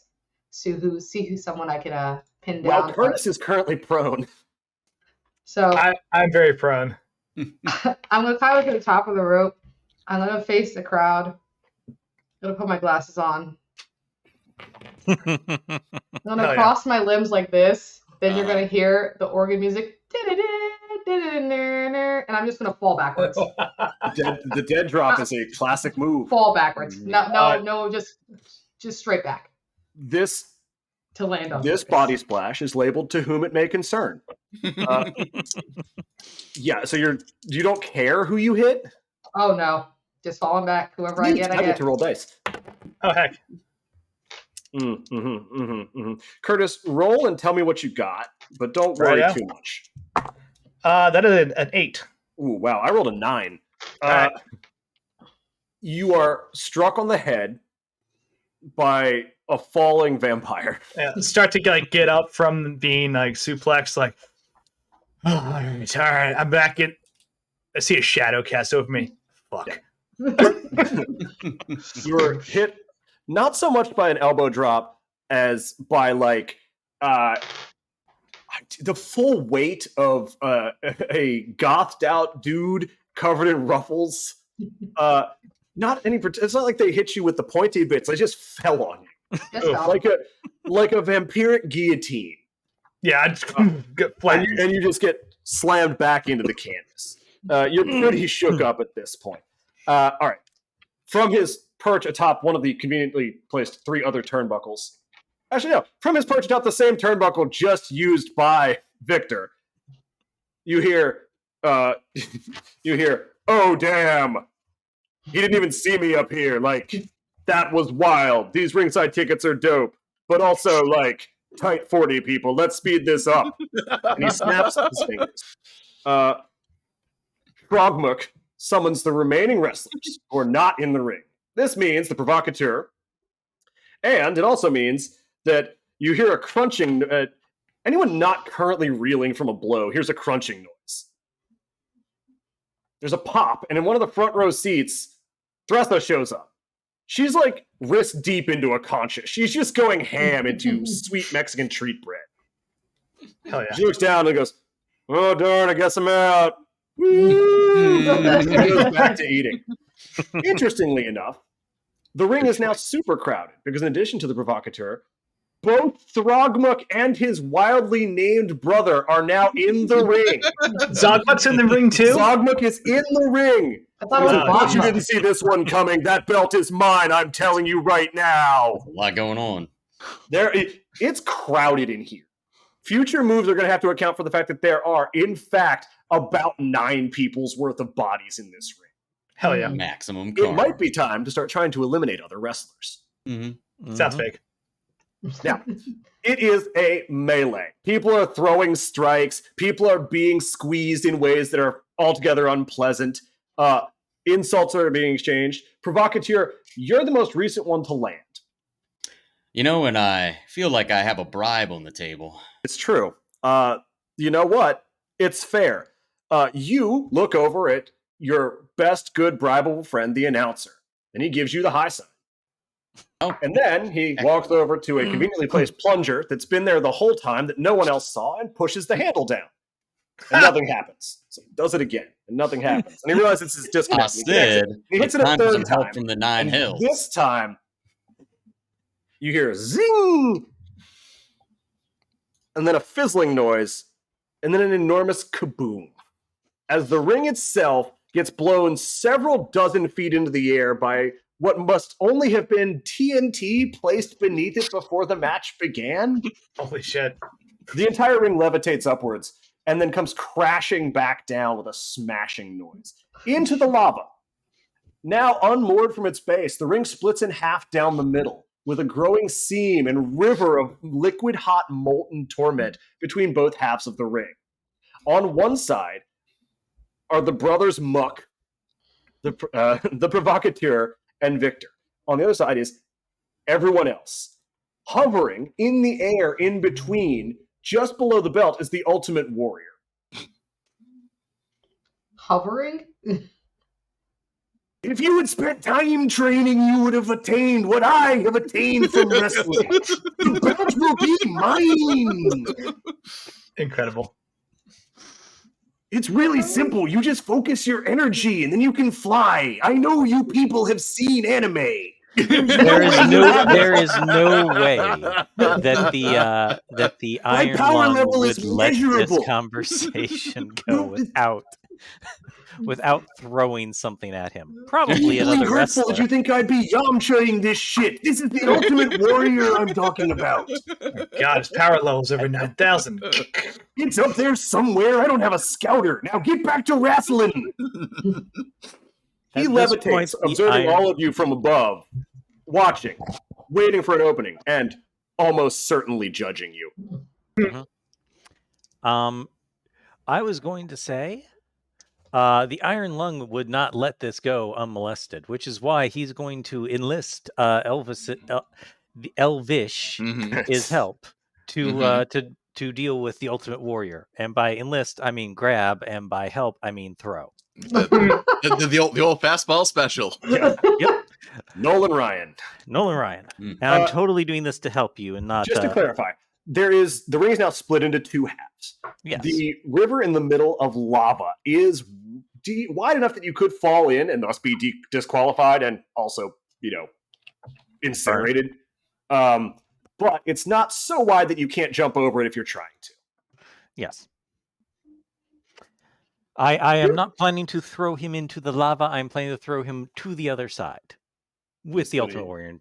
Just going to yeet the child. Got it. Yes. You're going to try. I'm going to try. And my roll was 15. It's pretty good. I did not beat that. Fair enough. You hoist Elvish Priestley. Elvish Priestley. Elvis Priestley. You hoist Elvish, and using a motion typically reserved for Andy Capp in the Sunday Funnies, you just toss him bodily across the schism in the middle of the ring. He, in perfect wrestling form, hits 4 people on the other side, and they all collapse into a big heap. Pile. Okay. Provocateur, you just showed up and detonated your big old pile of dirty tricks. Mm-hmm. Big old pile of dirty tricks. How do you exploit this opening? Well, who am I most close to? I told you guys which sides you were on, then immediately forgot. I'm being honest with you. I got the brothers Muck, and I believe You want to wrestle one of the brothers Muck? Sure. And Yeah, I think apparently it's now me, Elvish you, on this side as well. Yeah. Yeah, they're over there now. Yeah. Who am I closest to? Whoever you want. Whoever you want. Hey, Victor, lend me a hand. I don't actually really ask. I just take your hand, and then I try to bounce us off and wing you towards the other end of the half ring that we're in at the other people. At the Brothers Muck? The brothers Muck. Yep. In a heap currently underneath of Elvish Priestley. Just adding more dudes to the At pile. the heap. Yeah. Add them to the heap. Do we need a roll for this situation? If you are trying to avoid being thrown into the pile of dudes, yes. I only Nah, got I'm gonna let myself get flung Okay. into the dudes. I wasn't ready for any of this. The exploding, Okay. Well, then no exploding rolls ring, required. nothing. Theoretically, the Ultimate Warrior's at the bottom of the pile too. So The Ultimate Warrior is levitating over the ring. no, that's why I was throwing. That's why I He was wanted trying to go throw. Elvish was at thrown him. at Elvish. the Oh, Ultimate at Warrior. him. I'm sorry, I misunderstood. You can bring down the Ultimate Warrior. I'm not sure you can. Yeah, fine. Let's just retcon it. You hit him with a thrown elf, and both of them plummet to that side of the arena. I'm not sorry, I saying misunderstood the down intent for of the yeah, exercise. my apologies. This side's very busy right about now. Then, Provocateur, the Ultimate Warrior is also here. Wonderful. I've Let's been get it flung on. into whatever direction the provocateur is trying to throw me. Towards the heap of bodies. Towards the heap. Okay, I'm going towards the pile. You are moving at speed towards the heap. I would like to have a little flourish in this moment and try to belly flop on top of the heap as I'm being thrown. The stop and slam. Yeah. Fair enough. That's a check though. Like 7. Oh, you finally rolled under a 9, and I rolled an 8. Yeah. So you fail to do so. You go ass over tea kettle into the heap of dudes, leaving the provocateur the only one standing on, let's call it, side A. Mm-hmm. Side B, think fast. I'd like to get back up. I feel like I'm at the bottom of this pile. So I was already down, and things have just gotten worse and worse since then. Mm-hmm. So it's like myself, I like start to get back up after that blow that Victor dealt me. The brothers get thrown onto me, Elvish, and then the Ultimate Warrior fall onto me. Like it's just getting terrible. And all I want to do is get to my feet. So I would like to do the equivalent of a legally distinct move that is not being Super Saiyan. Basically just like go slightly under the stage again, like using that earth meld, and then just like uppercut back up just to get a little momentum so I can just knock the pile free and then stand and be like, oh, all right, let's go. And I'll just burn my success chip for that one just to get back on my feet. You're back up. Just from beneath the pile, everything just starts shaking, quaking, and then this explosion. Like the end of Shawshank, if it was dudes instead of sewage, you just stand anew, reborn, to continue Wrestle Wruckusing. Yep. All right, that leaves... Not going down without a fight! Sounds like, based on my mental map, everyone except for the Iron Lung is on one side of this pile, of this ribbon arena. Half a map, 8 bodies. Yeah, I mean, the Iron Lung is in great shape because they're not the one who's in danger of like falling out of the ring because there's no space. All right, in that case, let's see. Let's say Throgmuk has a chance to do something here. He's going to get his brother in a headlock and try and toss him into the lava. Poor Chogmuk. That's a tough family. He doesn't do so. They're both halflings are now grappling with each other and swearing in the corner of their half of the ring. You can hear a lot of insults that must have been generated in childhood. Well, there's people are being called back to grade school for their actions or lack thereof. It's getting up deeply like personal over there. Hell yeah! Someone threatens to cancel Thanksgiving. Everyone else looks away kind of awkwardly because this isn't really your problem. Like you feel like things have escalated.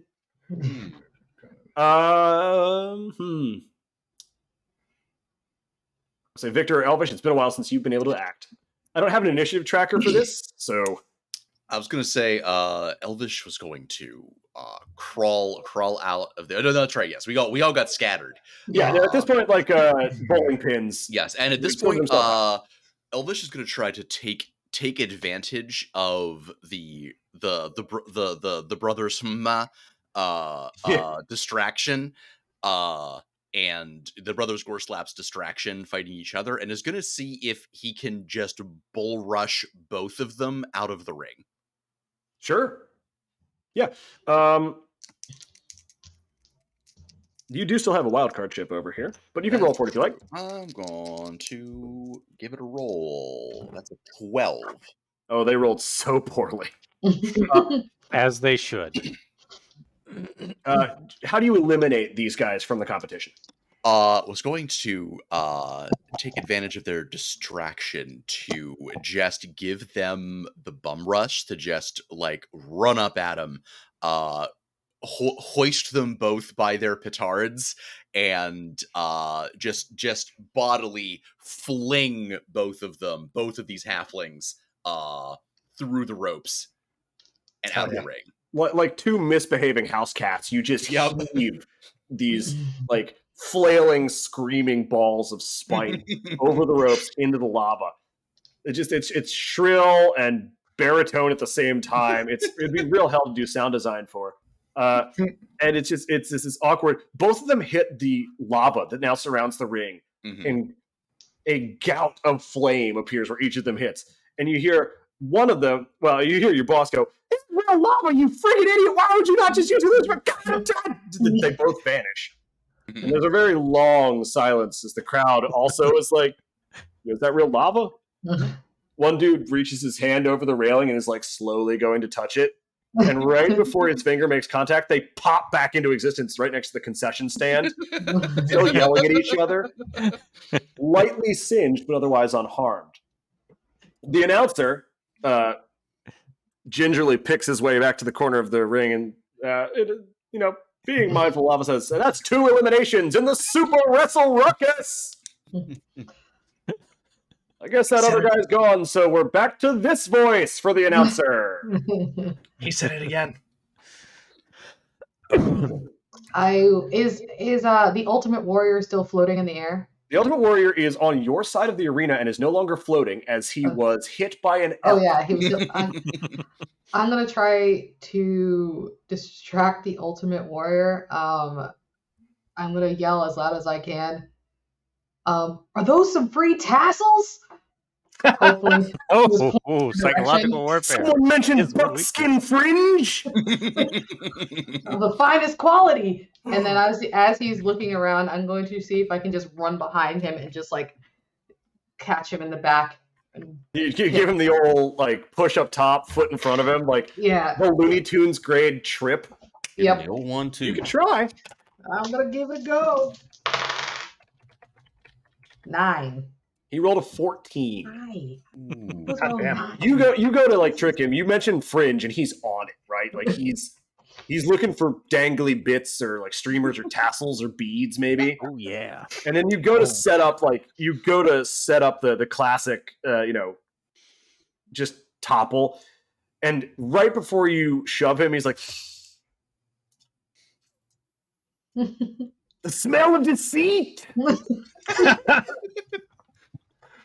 There's no tassels here at all. You want the warrior to fall into that lava? You'll have to make me do it yourself, and I don't think you have it in you. You go to shove. You're shoving him as hard as you can this whole time, and he's just not moving. He's incredibly solid. No success there, I'm afraid. I'm going to just back out the way before he fucks me up. Distance won't save you from the wingspan of the warrior. I've got incredible mix-ups. You're going to have to, 50-50 your guards, I'm telling you.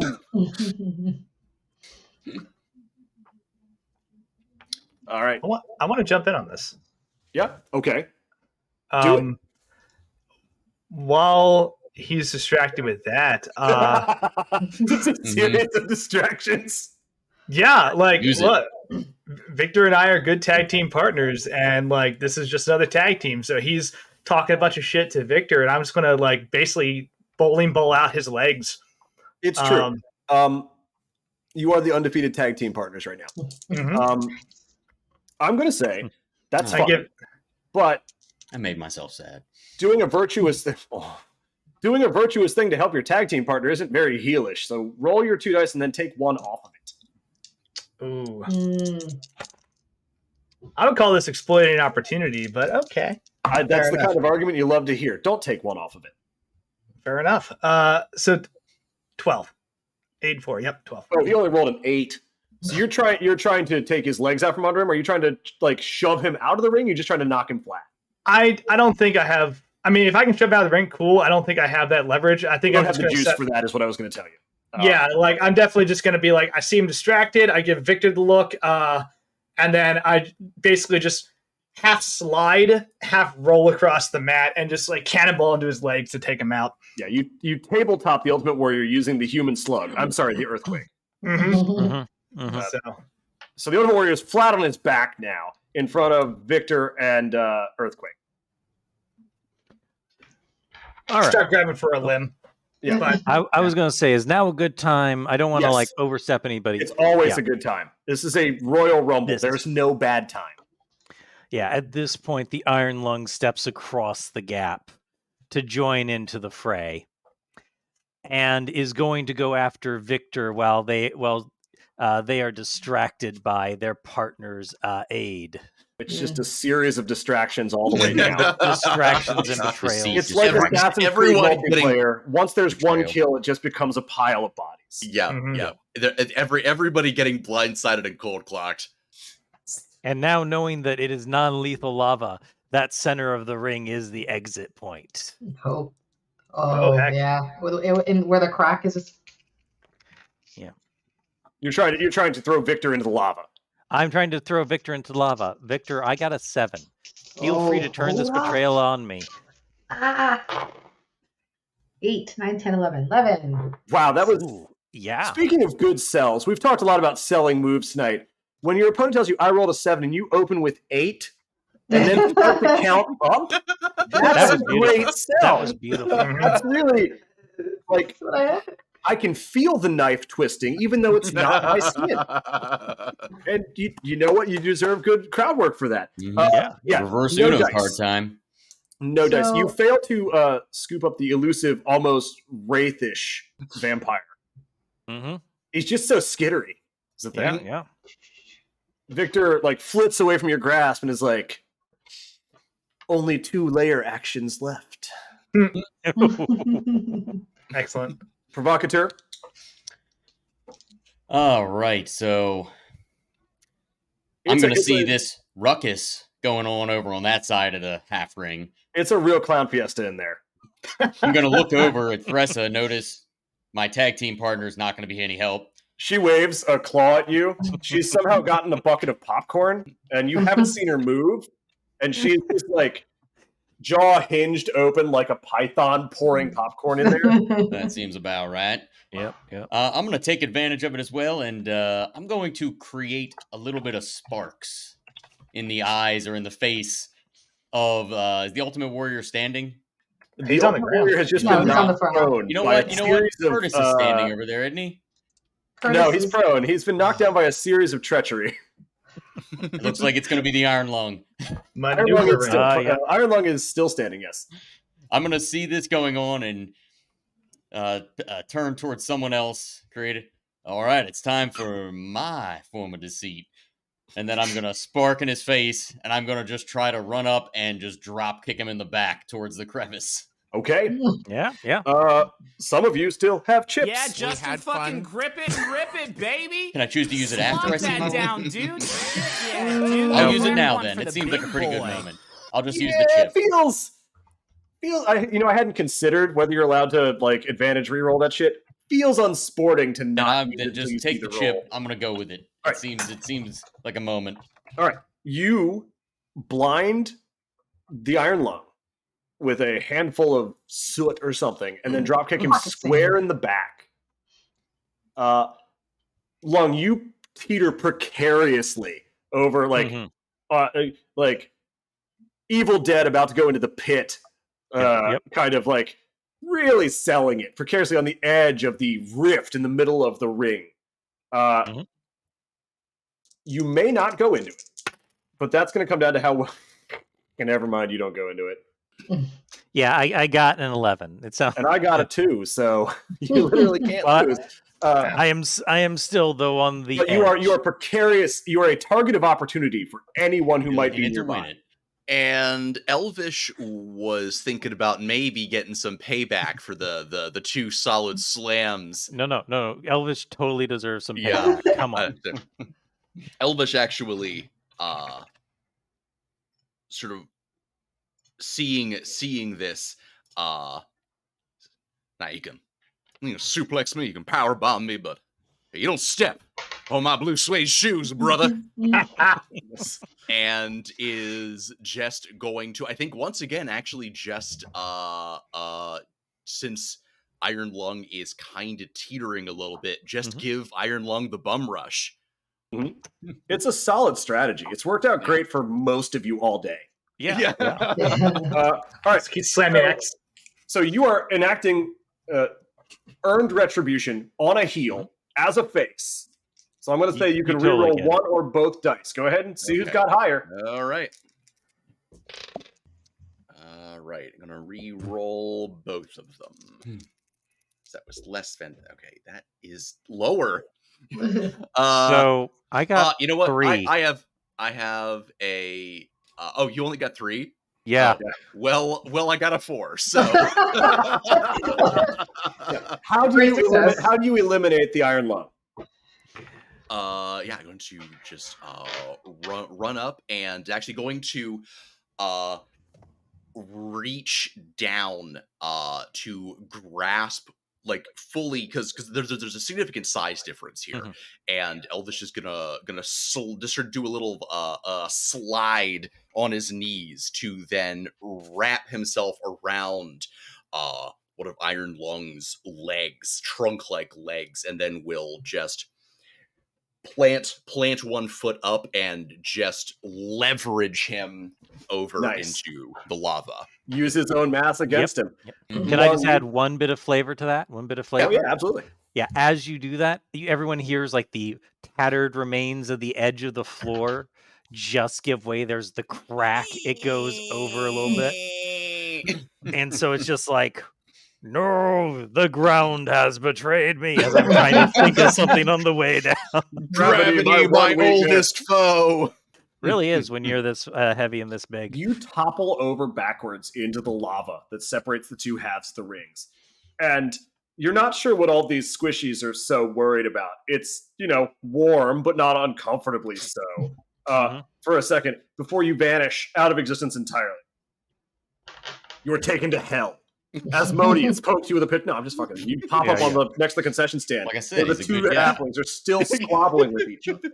Oh God, is this the beginning of the one popcorn, please? Descent into Avernus? No, this is not the beginning of Descent into Avernus.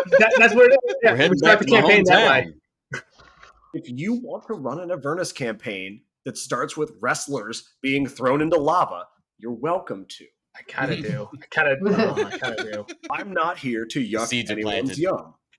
I mean, I wouldn't mind doing that. I actually have the module, but we're gonna leave that till after this round. That's cool. And I have 3/4 of a shaker full of gamer energy powder, but you don't see me reaching for it.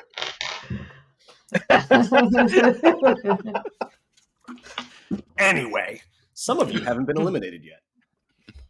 In fact, I think there's, the 4 of you and also the Ultimate Warrior still remain. Yeah. Ultimate Warrior's on the ground. He is prone.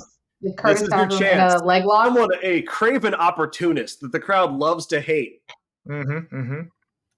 which describes 3 of you, could really take this shot to eliminate the warrior. Don't all rush up at once. No, I'm trying to remember. I'm on the same side as the warrior. I'm okay. We're all So here. yeah. So No, you're all over here. gonna- The ring split in half, and you all immediately crowded on like half a ring. You just made it smaller. Yep. So, Curtis, you currently have the Ultimate Warrior with the leg lock. I kind of took his legs out. I'm like grappling for a limb, and I think there's just a lot of like The oil flailing happening back and forth here. He probably would have locked something in if he wasn't so slippery. Yeah. I'm Working against you. gonna notice Curtis hooked me up before and see if I could help take down the warrior here. If he is prone, I think what I'd like to do is one of the walk over, do some unnecessary hand motions, maybe a little kick or two, and just fall back and elbow him while he's on the Excellent. ground. For legal reasons, we're not going to refer to this as the people's elbow. But I No. will say that the elbow is delivered for the masses, the populace, if you will. The elbow of the proletariat. There it is. His elbow? No, our elbow. Oh. Our elbow, comrade. We shall all Right, so experience this. you go to drop, you go to elbow drop the prone Ultimate Warrior, who's kind of being grappled. 8. He also rolled an 8. And since I give my players every benefit of the doubt and never once poo-poo their ideas, that means you land it. Yes. You hit him square in the throat with your elbow. Hell yeah. Let me tell you, even when you sell it, that hurts like a son of a bitch. You clock his windpipe with your elbow, and for the first time since he entered the ring, you don't hear a low growling scream for a couple of seconds before it splutters.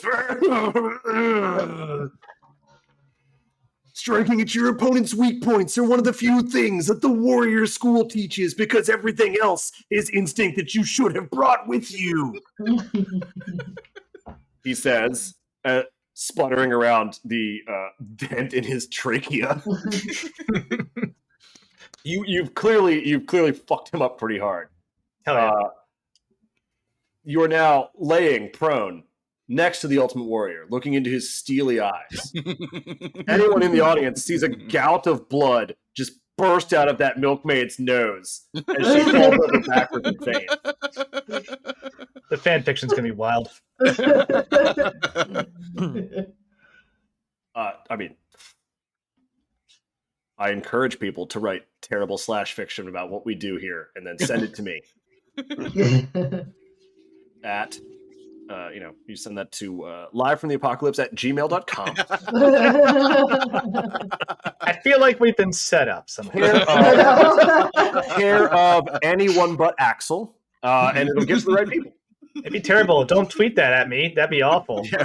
Anyway. It would be terrible if you were to find our social media and send us your what do kids use these days? Archive of our own links? I don't know. I'm hoping this opportunity can give Curtis some leverage to get his greased up hands around a leg. Sure. How you handle all that man, Curtis? I think... Yeah, I think that's the move. As he's distracted and trying to recover from it. Distracted. He's been chopped in the throat. Yeah, it's distracting. I think we're all One's distracted. an inconvenience, and the other is injury. Right? You see what I'm getting at here? Injuries are distracting. I'm with you. Armbar. I want the armbar. Right? Yeah, you want to lock in the armbar. You're going to try. You're not going to throw him out of the ring. You're going to try and make him tap out. He's the same size as me, or probably bigger, honestly. Throwing him out of the ring when he's prone is going to be a hell of a thing. But while it's down there... I mean, look, you want to try and make the warrior submit? Break his spirit? Rake his flesh? That's the one. He leaves it real close to you, and he's like, you heard where I said I lawnmowered off my own nipples, right? Like, that's totally against my character. Then he leans back out, he's like, you'll never do it! There we go. Can't dice. 12. Never in this case is defined as a 14 rolled on 2d8s. So you clutch up on him and try and armbar, or then get into a rear naked choke. Like, you're trying any hold you can get to, and he's just leaning into it. Like, the audience is like, you hear one guy yell, harder! And then you hear some other guy yell, slower! Can I jump in?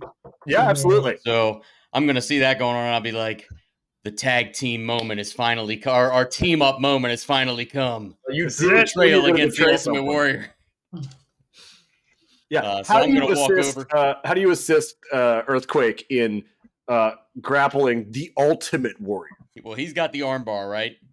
He does. Trying to. I'm going to go for the knee bar or a knee lock. Ooh, two submission holds at once. Go for it. Betrayal is a very heel thing to do. The teaming up on a downed opponent. So again, reroll one or both dice. God, throwing in a little mockery too. I'm throwing in a little mockery on him too. Oh yeah, viciously. Sure. Vicious. He has disadvantage. See what I get first here. The system doesn't use that. 7. The warrior rolled a 13. Good lord. He's the Ultimate Warrior. It's tough to beat. I don't know demand if he they're get new ranking, dice. but like ultimate. The Ultimate Warrior somehow got a nat 20 on 2d8. The Ultimate Warrior is rolling it with advantage in a system that doesn't support it. I don't know how he's doing it. Some Scott Steiner math right there. First of all, he's a genetic freak. That's part of it. And you got to do the 80% of the time, his genetics are going to come out and win. He's playing a whole different game, whole different system. Yeah. So it goes like this then. Both of you are grappling with the warrior. One on the arms, one on the legs. And he rolls to all fours and then begins to stand up with both of you still firmly wrapped around his limbs. Oh, shit. Just It's impressive. slowly, joltingly. He's like, ooh, lightweight! Nothing but a peanut! Ooh! As he stands back up with both of you, trying your best to put a hold on him of some kind. I had a Victor, mockery Elvish, for this. But You're I'm seeing amazed. this thing happen. So he's pulling them both up. He's standing with the provocateur wrapped around one of his legs at the knee and Earthquake wrapped around, let's say, his right arm at the elbow. I'm gonna see. There's half a ton of wrestler in front of you right now. There's a lot of wrestler. Just a mass. On Elvish, I know we started off this beef kind of early, but we got to get this Ultimate Warrior out of here. What do you say we just give him a nice double dragon kick or something? I'll say let's do it. Okay, so I'm gonna say bounce off one of the ropes, me and Elvish, and we just kind of go whole hog. Just double flying dragon kick directly into Ultimate Warrior. All four of you attempt Amazing. to pile on to the Ultimate Warrior in a display of teamwork that I'm frankly amazed you cobbled together yourselves. Go ahead and all four of you roll your dice and tell me if any of you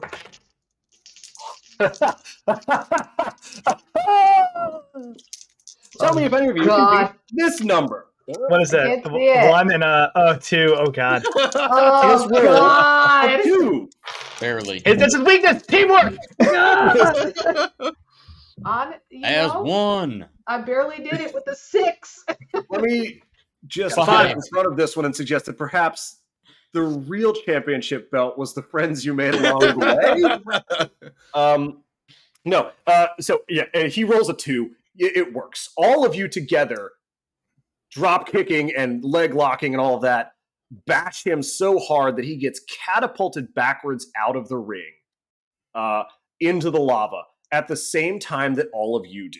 Everyone is currently in midair, headed straight for Burntown, population U. What do you all do to try and be the last one to hit the lava and therefore retain the championship belt? I would kind of like to jump off of the Ultimate Warrior In midair, the double towards jump. the edge of back Absolutely. towards the edge of the ring. Absolutely. Give me 2d8 real quick. Ooh, 14. Yeah, no, you beat his 6. So you Mario Goomba spike the Ultimate Warrior into the lava. He's like, ooh, and doesn't see you just boink. You eject him downwards like a Yoshi. And he falls in lava. He does not reappear at the concession stand. I would like Just go to up grab one of his tassels as he's going down, just kind of rip it off, and try to jump and loop it towards one of the posts to grab onto something. The posts, as well as the belt, are still suspended in the middle of what ruined remains of the ring are there. Yeah, roll me 2 dice. You're trying to beat a 10. That is a 8 and 7. 15. Okay. You don't make it. You grab his tassel, but are pulled down with him into the lava. Whoosh. The video briefly ignites, and it's very cool because, when you light your hand with lighter fluid and it doesn't actually burn you, you are very, very unfuego for a second. Yeah. But before you can be turned into sizzling wrestler fajitas, you appear next to the concession stand. One of the gore slaps, you can't tell which one because they are, now that you're closer and the lighting's better, identical twins. Has the other one's head firmly wedged into the cotton candy machine. He pops up for a second and his whole beard is confectionery sugar. And he slams him back down in there. Actually, I'll watch that and grab some popcorn. Yeah. You reach into the popcorn bucket and contaminate the entire stand. A shot of Mark like, oh. Hey, look, man, butter's oil, oil's oil. It's all good. Oh. Okay. Tell that to the health inspector. Victor, Elvish? I think for Elvish, this is going to be a great time for me to use my wildcard chip. Ooh, You yeah. still got it. In fact, both of you are the only remaining success chips. How wild is that? I forgot about that. Okay. Strange stuff afoot here. Strange, almost rigged things happening here at the chip department. So, do you want to go first, Elvish? Whatever you decide to do. Well, I was gonna cash in the wildcard chip. I don't know what exactly. Okay, yeah, all right, yeah, sure. no, I'm like, yeah. It goes like this. The explosion of bodies that throws all of you out of the ring into a slow-mo moment seems to last forever. And in fact, it is lasting longer and longer. Time dilates near you, almost to a complete stop. As the light, as it stops, you realize you can look around and rotate in free space. No one else is moving. However, as you gaze up towards the championship belt, there, ethereal, is the ultimate warrior. I have beheld your spirit and the teamwork necessary, and the warrior rewards those who stay true. Plus, it's really freaky to imagine an animal with 3 heels. I don't like that. Messed up. I mean, actually, I guess like deer and cows probably, but we're not going to get into those. Not with the warrior. He reaches out his enormous, muscly hand and gently pulls you back towards the ring as time begins to dilate faster and faster back in. You are now on an aerial trajectory back into the ring. Victor? Now, question. I have so many myself, so this is going to be fun.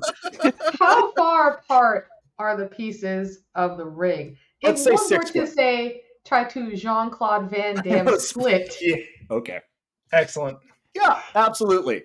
The other people, when this like snapback occurred, everyone else was thrown over the ropes or through them or in a weird direction and got like Smash Brothers trajectory outwards. You were spiked straight down, but with your incredible flexibility, just straight into a standing split. Yes, I will use my last chip to successfully Jean-Claude Van Damme split. Jean-Claude Van Damme. Yeah. Glove and damn. Like other vampires and taxes, you evade elimination by spreading yourself very thin, but ultimately pulling it off. This means that everyone's out of chips. All 3 of you are in a precarious position, either airborne headed back towards the ring from Mario Brothers double jumping, or being lifted by the spirit of the warrior himself, or literally doing a split balls first over lava. Yes. Which I think is a thing I can see on YouTube these days. Yes, you can. What happens now, man? Like, that's not in the book. It's a free-for-all here. This is the end of a Royal Rumble. This is our climax moment, so I don't have an initiative order for you. Think fast.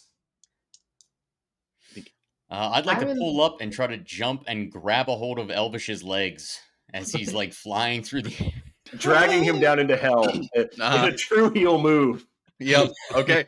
I can't win, but I can make you lose. We'll go out. We'll go Everyone out here has together. played board games. We know that sensation. Mm-hmm. Mm-hmm. Mhm. Yep, sure. That's a post test between you two. I'm going to stay out of this. Okay. All right. Ooh, that's a 12. That I got an 8, so you got me. You wrap around his legs. Are you trying to get yourself back in the ring, or are you trying to drag him down? You know, I'm okay with all the spectacle leading to a lucha win. I'm still a showman. You know, it's all about the. So I think I'm just going to grab and see what happens. The Super Fantasy Wrestle Wruckus, 2K22 Turbo Hyper Fighting Edition. Room for more there. Yeah. Yeah. You just tell me what happens. You know, you theater the mind me. The provocateur is a consummate heel. And the only thing that would be worse than losing himself would be if the face won. So yeah, he latches onto you like just like a spider monkey, just wrapped around your limbs. And because physics works like this, now that you're heavier, you fall faster. And you both plunk just shy of the ropes into the lava. There's a brief moment of hissing as you are consumed by a magma, and then both of you pop up next to the concession stand, still wrapped around each other. Thankfully, due to my heritage, that doesn't really bother me that much. That's true. You have resistance to fire damage, so you take half hissing. Like I make sure to warn them not to have the popcorn right now. Yeah, it's true. You could make a nice cuppa off your skin right now, but it's fine. It's real good. Thanks for the heads This up. means, Victor, Looks oily. that the only thing left in the ring is you doing a full split over a river of lava. The fantasy belt dangles over your head and slowly lowers down as you stretch your arms up to claim it. As soon as it touches your hands, the announcer shuffles out into the lava and slams both halves of the ring together. And do I do one of the shoop when I stand up? Oh yeah, no, your pelvis is shattered. Split like a wishbone. You'll never wrestle. No, of course, yeah, you're fine. You stand back up. Okay. You're The announcer, we assume it's mending, or perhaps just some kind of Deus Ex Machina given to him by the holder of the notebook. Slams both halves of the ring back together, crawls under the ropes, and grabs your arm. The one holding button says, "Ladies and gentlemen, your winner tonight of the Super Fantasy Wrestle Wruckus 2K22 Hyper Fighting Turbo Edition, Victor the Vampire." No, that's wrong. I had this written down somewhere. He's rummaging through like 15 different note cards out of his pockets. It gives you plenty of time to put on the shades. Victor von Hellicard. Doing it. The crowd loses their shit.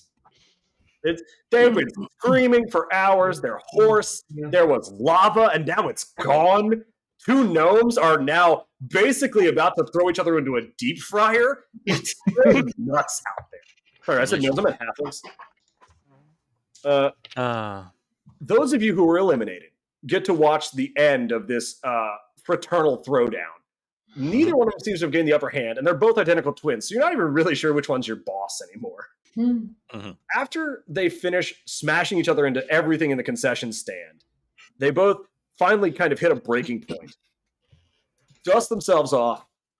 It's like, all right, we can't keep doing this.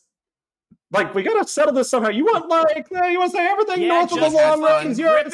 Rip it, baby. It's fine. Fine by me. Lock that down, dude. It's fine. Yeah, dude. Crack one for the big boy.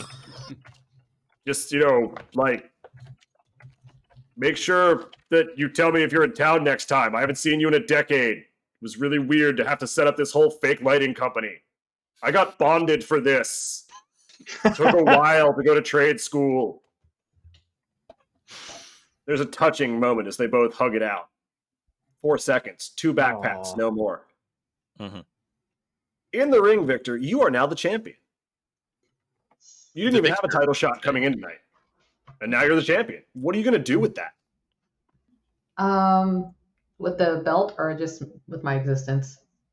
Yes.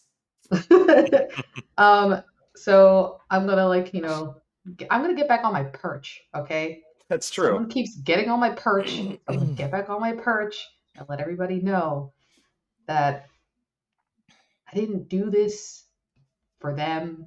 I did it for me. Victor would like to thank one important person in the crowd tonight. Himself. It's me. It's me. Coven House. continue to still at least direct people towards the merch table. Let them know. There's no Victor merch left. It's completely sold out. Hell yeah. By the my lovely, beautiful, like There's a large effervescent, section of the crowd that is milkmaid. now wearing extremely like tap out grade Victor merch. Nice. One guy has like a plain white jerkin on that he appears to have painted to say V Money. Love it. I don't know where he got it. I didn't write him into the story with it. He must have done it himself. Get him for copyright infringement, making his own merch. Yeah, it's true. You could sue him for this. No, I like you roofies. pitches. It's all good. I like roofies. We're good. There you go. So the belt goes to Victor, and you all go back into the cart to trundle down the road to the next town, headed north. Probably Belt somewhere. doesn't match my aesthetic, If you like so- Waterdeep, next town north is what? Baldur's Gate? It sounds right. I always get that mixed up with Luskin. I'm not a cartographer. I just write wrestling stories. Let's say that we'll touch back base when you guys get to Baldur's Gate, and there's an intramural league meet. Sounds like fun. Yeah. Hell yeah. Well, thank you all for playing. I had a lot of fun, and This was great. that's really what matters the most. Is what Victor taught me is that I had a lot of fun. Yeah. Thank you all for watching out there in the audience. Yeah. Live from the Apocalypse is going to move on to the next show, which I definitely know, and I'm not looking up right now. We're going to end up rating one of our friends who's playing something right now. Give me 1 second to look it up. We're going to rate the Plain Jello, who's playing Emily is Away for the next 30 minutes. Then we'll be back around 6:30, 6:40 to do Veil Breakers. Oh, right. Yeah, it's Veil Breakers night. So thanks for watching. Again, check out the social links.